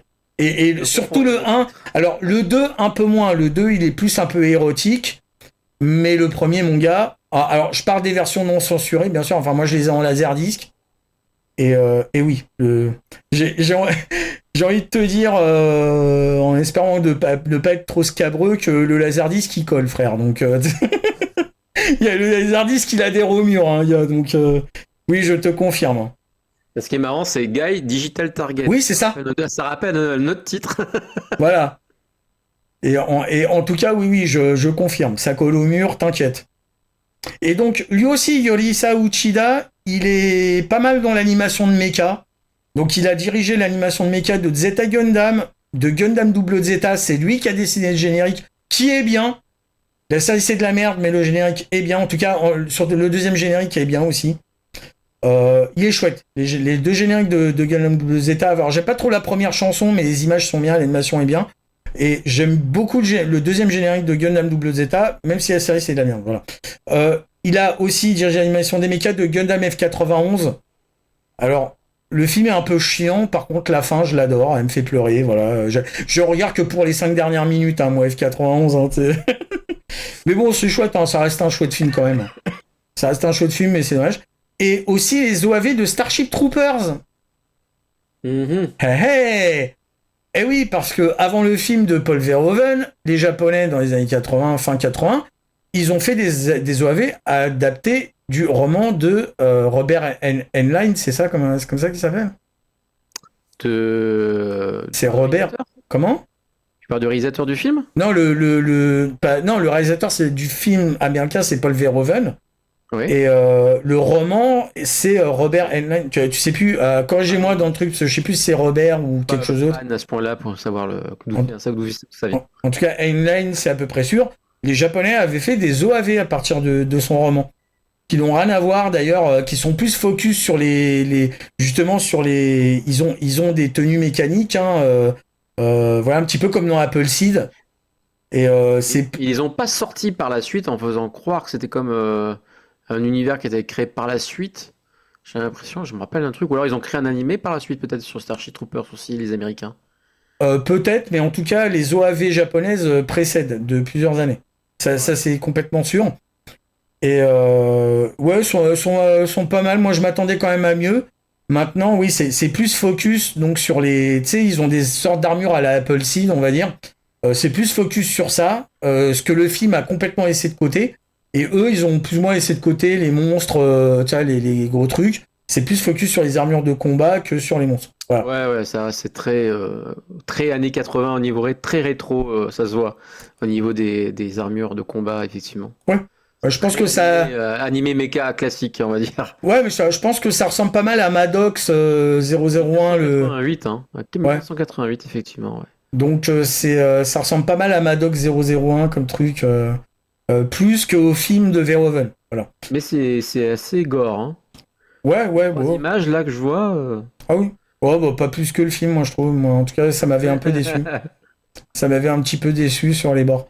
Après, Yorisa Uchida a fait des animes clés dans Aura Battler Done By, Xabungle, Gorg, qui sont des animés de Mecha de Sunrise, je précise. Et il a fait aussi des animes clés sur Arion, de Yoshikazu Yasuhiko, donc pas mal quand même le monsieur. J'aime bien son style à Yorisa Uchida, c'est très OAV comme style, j'aime bien. Et enfin chez les animateurs clés, alors je l'ai mis, mais bon, Shizuo Kawai, alors c'est le directeur de l'animation le plus nul de Saint Seiya, voilà. Non mais c'est une honte, voilà. Il était un peu meilleur sur Hokuto no Ken. D'ailleurs, c'est pour ça que ses plans, on dirait que les personnages sortent d'Hokuto no Ken. Parce qu'à mon avis, il a dû être appelé à la rescousse au dernier moment et il était trop habitué à dessiner les persos de Ken, donc il a fait n'importe quoi. Et le reste de ce qu'il a fait, je veux pas savoir. Voilà. Pour moi, Shizuoka. C'était sur la première partie de Saint Seiya, j'imagine. C'est l'épisode où le Phénix se fait attaquer sur l'île de la mort par les envoyés de Shaka.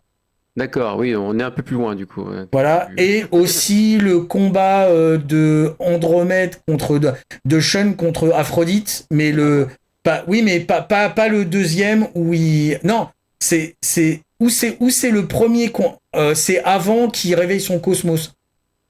Je crois que c'est avant qu'il lance son espèce de wave. Comment il s'appelait son... Ah oui, Nebula Stream.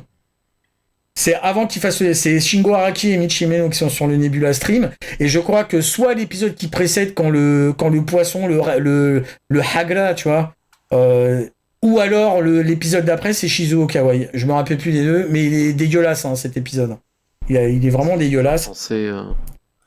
Réveille-toi, mon cosmos! Non, je sais plus s'il dit pas une attaque française, j'en souviens plus.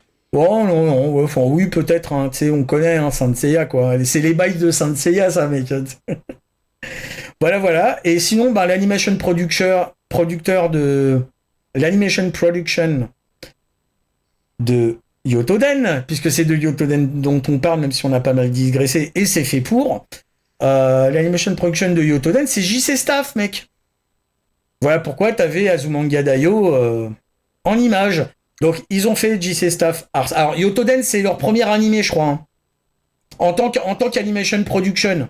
Alors, je vais citer que les trucs où ils sont animation production, parce que le reste, c'est trop. Il y a trop de listes. Ils ont fait des intervalles et des animations clés dans des tonnes de trucs. Donc, quand je cite un studio, je cite que quand il a fait l'animation production, sinon c'est chiant, voilà. Donc, Arslan Karikano avec Gainax, truc sur lequel je suis complètement passé à côté, mais je sais que c'est assez connu des otaku de notre époque. Le très sympathique Excel Saga, qui m'a bien fait marrer. Voilà, ils sont animation production sur Orgus 02, donc les OAV d'Orgus, avec le générique bizarre, sur Orphan, sur Utena, la fille révolutionnaire en français dans le texte. Voilà, donc il y a Azumanga Daioh, mais ça tu le savais certainement déjà. Danmachi, pour les plus récents. D'accord. Et il y a Food Wars. Et il y a... Alors voilà pourquoi je me suis gouré tout à l'heure. Il y a One Punch Man. Alors c'est le TV2, 3 et les OAV, pas le TV1. Mais c'est l'animation production du TV2, 3 et des OAV de One Punch Man, l'excellent One Punch Man. Des OAV de One Punch Man Ouais, il y a des OAV de One Punch Man. D'accord. Non, je suis pas au courant là-dessus. En tout cas, c'est un staff qui chez eux qui voilà, ce sont presque des dieux là-bas. Ce sont tous des cadors. Hein. Ah ouais. En même temps, avec un nom pareil, JC Staff, le staff de Jésus-Christ. Ah il y a un avant et un après JC Staff, tu vois. Excusez-moi, j'ai voulu faire la blague. T'imagines, genre on est en 5 ans, on est en 30 après JC Staff, tu vois. C'est le stade de Jésus-Christ, c'est-à-dire qu'en fait, tu as Pierre, Paul, Jacques et Tartampion, mon gars. Il y en a un qu'il faut se méfier, c'est celui, justement, il a été animateur sur Saint Seiya. Ouais, c'est Judas Kawaii. Ça ressemble en plus, Shizuo, Judas, tu vois. Ouais, mais pas loin, hein. Littéral, c'est ça. C'est ça. Alors, je vais revenir sur un petit peu le slide de l'animé pour que vous puissiez voir un petit peu les décors si vous les aviez pas vus.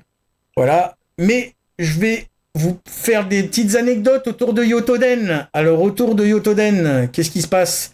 Et après, on finira l'émission. Voilà. Alors, ça part d'une trame historique, la Sengoku, qui a quand même beaucoup traumatisé le Japon, parce que c'est quand même dans beaucoup d'œuvres. Il y a beaucoup de références. Il y a beaucoup de références à la Sengoku un petit peu partout, dans divers animés et mangas. Alors que ce soit la période elle-même dont on parle, que ce soit le nom de certains personnages qui se retrouvent dans d'autres animés, même des trucs de SF, juste parce que les gars veulent donner une ambiance guerre civile japonaise, alors ils utilisent ça. Voilà, des noms et références aux figures historiques de cette période. Et c'est décrit de manière plus ou moins réaliste. Là, pour Yotoden, ça se passe pas pendant, mais après, et c'est pas réaliste réellement. Et je pense que c'est la période féodale la plus connue du Japon, en fait, même à l'étranger. Donc je pense que c'est pour ça que... peut-être c'est grâce aux animés ou aux mangas que cette période est connue, mais du coup, ça résonne un peu plus dans l'imaginaire aussi des Occidentaux qu'ont l'habitude de voir dans les œuvres japonaises, que ça parle ou que ça fasse référence à la Sengoku. Voilà. Ensuite, bien que ça peut paraître similaire à Ninja Scroll, de Yoshiaki Kawajiri, pardon. Yotoden est antérieur, ça a été fait avant. Voilà. Donc, et puis, la période de l'histoire de Ninja Scroll, elle semble indéterminée, mais alors, le personnage de Jubei, il serait inspiré d'une histoire d'un samouraï qui a vécu bien après la Sengoku, donc vers 1606. Et là, la Sengoku, ça se termine en 1580, je crois. Enfin, la période de Yotoden, comme je l'ai dit tout à l'heure, c'est vers 1500 et quelques. Attends, je vais aller revoir pour pas vous dire n'importe quoi. Hein, faut pas dire n'importe quoi. C'est, voilà, 1580, j'avais bien retenu. C'était pas la peine que j'aille vérifier. Donc, oui, ce que je veux dire, c'est que c'est Jubei dans Ninja Scroll. Oui, oui. Le fameux ninja connu, Jubei, comme dans Jubei-chan. Ah oui, ouais, problème, ça me dit que ça me parle cette série. Elle a un patch, la meuf qui a un patch là. Ouais. Ça me dit effectivement quelque chose. Donc voilà, c'est le perso de Jubei et arrive bien après la Sengoku et bien après l'histoire de Yotoden, pas tellement après au final, mais bon, en tout cas, ça commence à ne plus avoir trop de rapport. Voilà. Même si on peut comparer, vous pouvez vous amuser à comparer. Mais bon, Kawajiri avait certainement plus de budget, puis ça a été fait après. Ouais. Et puis Daous, ils avaient plus d'expérience que JC Staff aussi. Donc bon. Alors, ce que je peux vous dire d'autre, le style de l'OAV, c'est composé d'une partie des animateurs de Dan Gayo, et c'est très très typique du style des OAV de cette période. Hein. Donc tout ce qui va arriver chez AIC, etc., ça reprend un petit peu ce genre de design. Plus ou moins tel quel selon si vous avez Onuki, Masanori Nishi qui sont sur le truc, ça va un petit peu ressembler. Et franchement ce style, je sais pas pour toi, mais moi il m'a toujours fasciné à outrance vraiment. Et ça a vraiment contribué à ce que je considère les animés comme un truc vraiment badass et hyper stylé, tu vois ce que je veux dire, un truc où vraiment c'est ouais, très marqué. Mais 80, ça fait même penser. Peut-être que c'est le même staff, vérifier avec Samurai Shodown, toi l'OAV qui était sorti. Non, je pense pas. Graphiquement, on est assez proche. Ouais, mais je pense que les SNK, ils ont dû aller lorgner du côté des animés qui parlent de ninja et de samouraï, tu vois, pour faire leur truc, je serais pas étonné, tu vois. Et du coup, ouais, vraiment flash flash quoi, et au-delà de ce qu'on avait déjà pu voir en France. C'est-à-dire qu'on avait déjà en France des trucs qui se démarquaient, tu vois, qu'on voyait pas dans les dessins animés des autres pays, on va dire, qui commençaient à faire que les animés japonais étaient reconnaissables parmi les autres. Mais là, vraiment, cette période d'OAV, tu dis, oh la vache! Qu'est-ce qu'on prend? On prend dans la in the face, vraiment ça, c'est les trucs in the face des OAV japonais de milieu et fin 80. Voilà, et franchement, il y a que les Japonais. Moi, il m'a toujours semblé que c'était que les Japonais qui arrivaient à maîtriser ça en fait.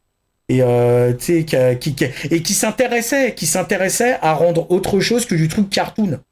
Alors bien sûr, maintenant de nos jours, toutes les générations qui ont été inspirées par les animés, les animateurs, les designers, etc., essayent de reprendre un peu. Voilà. Mais à l'époque, souvenez-vous, à l'époque, alors tu vas me parler Ulysse 31, mais ça a été fait au Japon, Ulysse 31. Les Français ont fait la pré-prod et TMS a pris le truc, en fait, ils ont fait pas en parallèle, mais en fait, une fois que René Borg a fait l'épisode pilote et que tout le monde a trouvé que c'était de la merde, ben TMS, non mais c'est vrai, TMS, ils ont dit bon les gars, on va pas te faire de l'animation chewing-gum, donc vas-y, passez-nous le bébé. Et ce qu'on voit, c'est la version de TMS. Tiens, le voilà le monstre dont je parlais tout à l'heure, indonésien là. Ah ouais. Voilà, tu vois ce que je veux dire? Oui, bien sûr. Voilà. Et c'est pour ça que Ulysse 31 compte pas du tout. C'est fait au Japon. Les cités d'or non plus. Mais sinon, on voyait ça dans aucun pays. C'est vraiment les Japonais qui ont ramené ça. Et ces OAV, voilà, ça m'a marqué. Regarde-moi cette pose, regarde-moi le petit sable qui lui et tout. C'est trop excellent. Je t'assure, c'est. Ah, vache! Des effets bien sympas. Eh oui. En tout cas, les OAV et même le film. Salut Jaco! Ah bah t'arrives vers la fin de l'émission. Essaye de rester un peu, mec. Comme ça, tu vois jusqu'à la fin. C'est Jaco qui est arrivé. Donc, j'en étais. Donc, les OAV et le film, il semble avoir eu quand même un bon succès aux États-Unis. Ça a bénéficié de nombreuses ressorties. Donc, je pense que si ça avait pas marché, il se serait pas fait chier. Et du coup, il y a eu des sorties. C'est surtout là que vous pouvez trouver un sortie US plus que France. Mais en tout cas, Wrath of the Ninja, le titre sur lequel il est Dans mon connu. esprit, je vois Wrath of the Ninja écrit, tu sais, en anglais. Ouais. Mais sur une cassette française, effectivement, ça me parle. Mais c'est ouf, hein, c'est vieux. Hein. Bah oui, enfin, cette période-là, moi, franchement, pour moi, je vais te dire un truc. Je considère qu'il y a deux grosses périodes dans la Japanime à mon goût et à mon avis. Il y a eu circa 82 pour les séries télé. Alors, circa 82, donc Macross, Cobra, Mugen Kido SSX, notamment. Il y a eu aussi 86, donc Dragon Ball,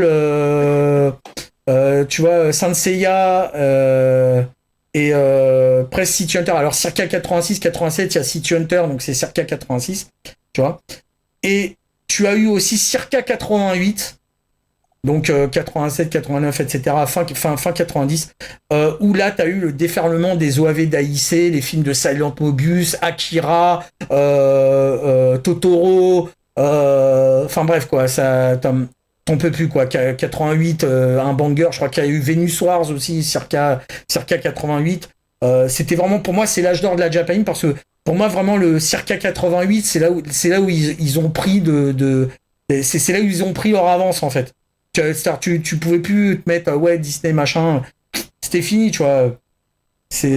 Et aujourd'hui il y a qu'eux qui font de l'anime trad et Disney ils sont passés à full 3D, tu vois, voilà, comme quoi et là je pense que c'est la période où ils ont montré non seulement des Rojin Z de ouf et alors non, Rojin Z c'est un peu après, je crois que c'est dans les années 90 91 non, c'est un peu après Rojin Z, non? Ah, attends. Mais en tout cas. Non, je crois que t'as raison, c'est plus les années 90, oui. Alors, circa 88, voilà. Et oui, Dan Gaio aussi, Gale Force, Bubblegum Crisis, enfin bon, voilà, ils ont tout éclaté. C'est en même temps que Porco Rosso. Dans Porco Rosso, c'est 90, 91, je crois, Jaco. Je m'en souviens parce que j'y étais, tu vois. Même je crois que c'est 92, Porco Rosso, c'est après. Là, vraiment, circa 88, c'est là où ils ont tout éclaté, vraiment tout éclaté. Alors, pour moi, il y avait plus photo. Mais ça m'a marqué. Pour moi, c'est vraiment l'âge d'or de la Japanime, c'est ça. Mais pour les séries télé, ils avaient quand même déjà commencé des bons trucs. Cobra, Macross et Mugen Kindo SSX avaient déjà montré que avaient déjà montré qu'ils étaient capables, tu vois. Et oui, moi aussi, je l'ai vu au UGC en VF avec Jean Reno, Porco Rosso. Ça fait longtemps que je l'ai pas vu d'ailleurs. Donc, il y a un film qui existe, qui semble être le remontage des OAV, on va pas s'attarder, voilà. Donc, voilà, hein, on a bientôt fini l'émission. C'est dommage, Jaco, que tu te pointes à la fin. Tu pourras voir le replay. Ouais, merci, Joe Afrique 91. Parce que je me souviens avoir vu une VHS. Il me semble que j'avais vu, quelqu'un m'avait passé des bouts, je sais pas quoi, pour me teaser. Porco Rosso, donc il me semble que. Je suis à peu près sûr d'avoir vu des images en vidéo avant. En France, on parle de Porco Rosso, là. On parle de Porco Rosso. Ouais, Porco Rosso. Porco Rosso, pour moi, je crois que c'est 92 en France. Ouais, en France, c'est 92, tout à fait. Donc 91 avant, au Japon. Et Rojin Z, c'est en 91. Merci, Golku. Donc, voilà. Donc, moi, je pars vraiment circa 88. Voilà. Bah ils mettent une claque massive. Donc, je vais parler tout de suite. On va aborder la fin de cette émission. Ne partez pas tout de suite, s'il vous plaît. Voilà, il y a mes réseaux sociaux. Alors, ma chaîne YouTube, @raodk, où vous pouvez retrouver mes replays, notamment de Wikirao Extended. Il y a aussi du rétrocomp, mais rétrocomp, je vais plus la faire, donc vous faites pas chier. Et oui, j'avais même vu Galaxy Express 999. Si tu le revois je l'ai vu il y a pas longtemps en HD, Jaco, je me suis pissé dessus le premier film. Franchement, autant Sayonara, à part le générique de fin, c'est le Galaxy Express d'AliExpress, justement, c'est AliExpress 999, tu vois. autant le premier film, waouh, j'ai pris une claque, tu vois, Et tu sais, c'est ça qui est dingue parce que, tu sais, je trouve que des fois, tu vois des trucs en 3D et tout. Pourtant, tu vois, je déteste plus la Japanime en 3D et tout, mais putain, ça sera jamais ça en fait. Ça sera jamais ça. Et tu vois, un truc de 1979, c'est capable de mettre une baffe. Là où des trucs modernes en 3D, c'est pas capable, mec. C'est pas capable. Mais bon, j'en parlerai dans d'autres émissions. Et puis j'en ai déjà parlé sur Dojinlo. Vous m'avez déjà assez entendu sur cette histoire.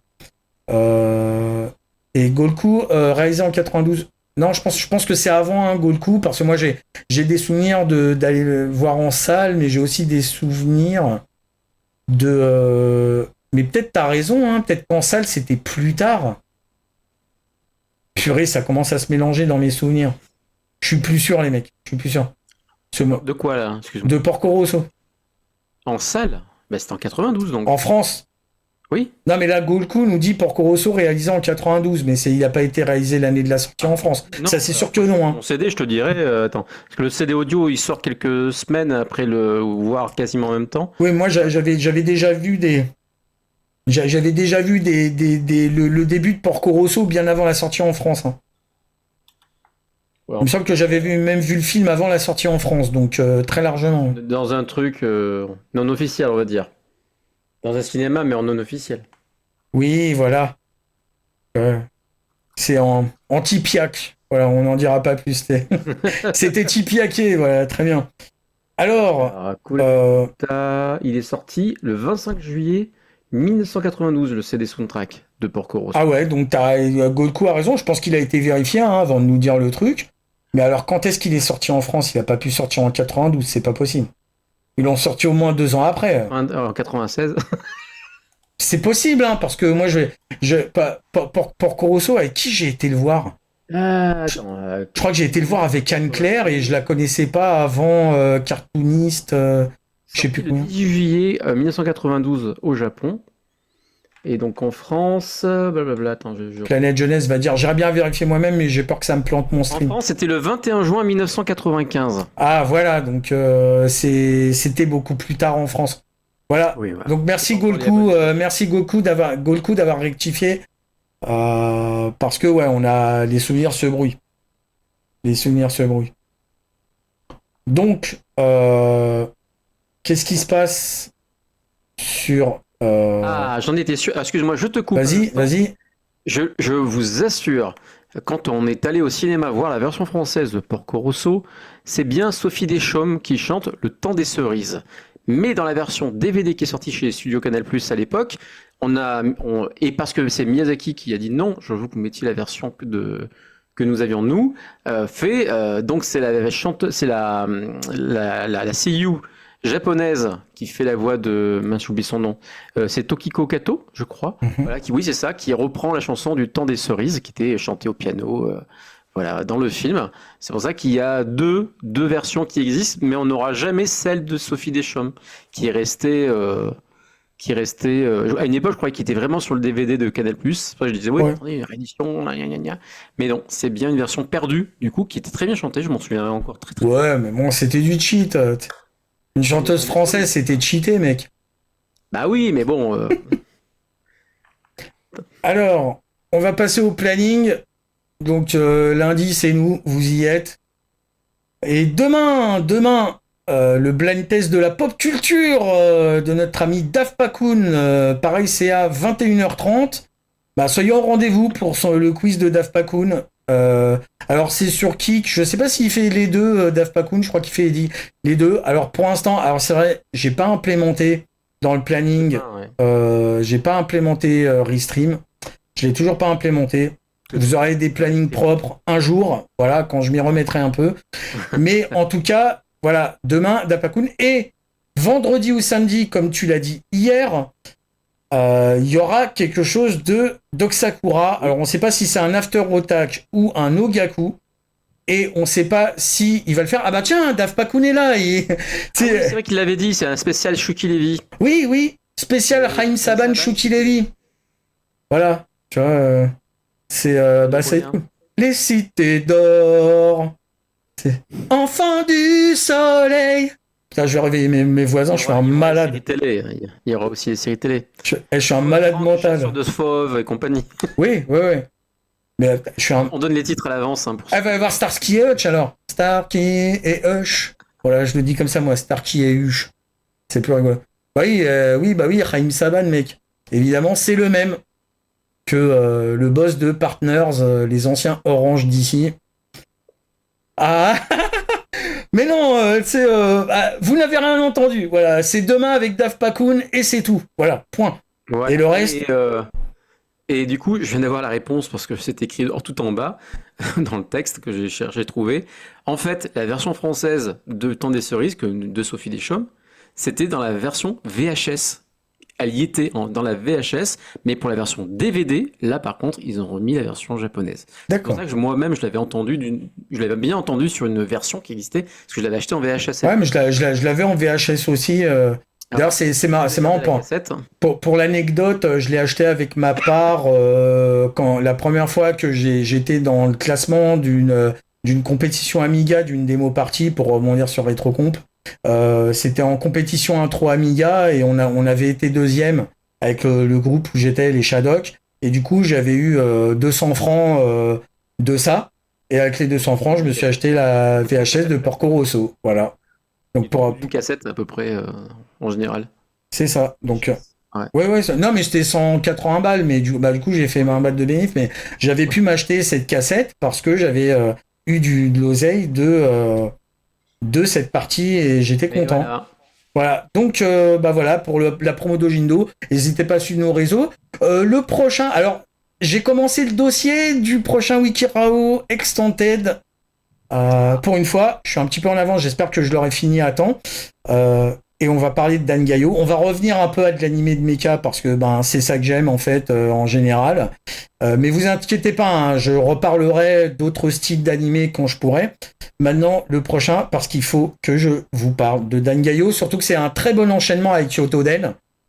Et il faut que je vous parle de Dan Gaio, qui est un truc massif. Donc, je vous donne rendez-vous. Alors, j'ai pas encore de date, certainement. Je la ferai pas en fin de mois. Je la ferai plutôt peut-être en début ou en milieu de mois, selon comment je finalise mon dossier. Mais la prochaine, à coup sûr, c'est Dan Gaio. Voilà. Et je vous conseille d'être au rendez-vous parce que ça va tabasser. Voilà. Tout simplement. On vous dit bye. Alors, déjà, je vais finir pour YouTube. Je vous remercie d'avoir regardez cette vidéo, n'oubliez pas la cloche, l'abonnement et un commentaire dans la vidéo, ça fera plaisir. Et surtout, restez vintage.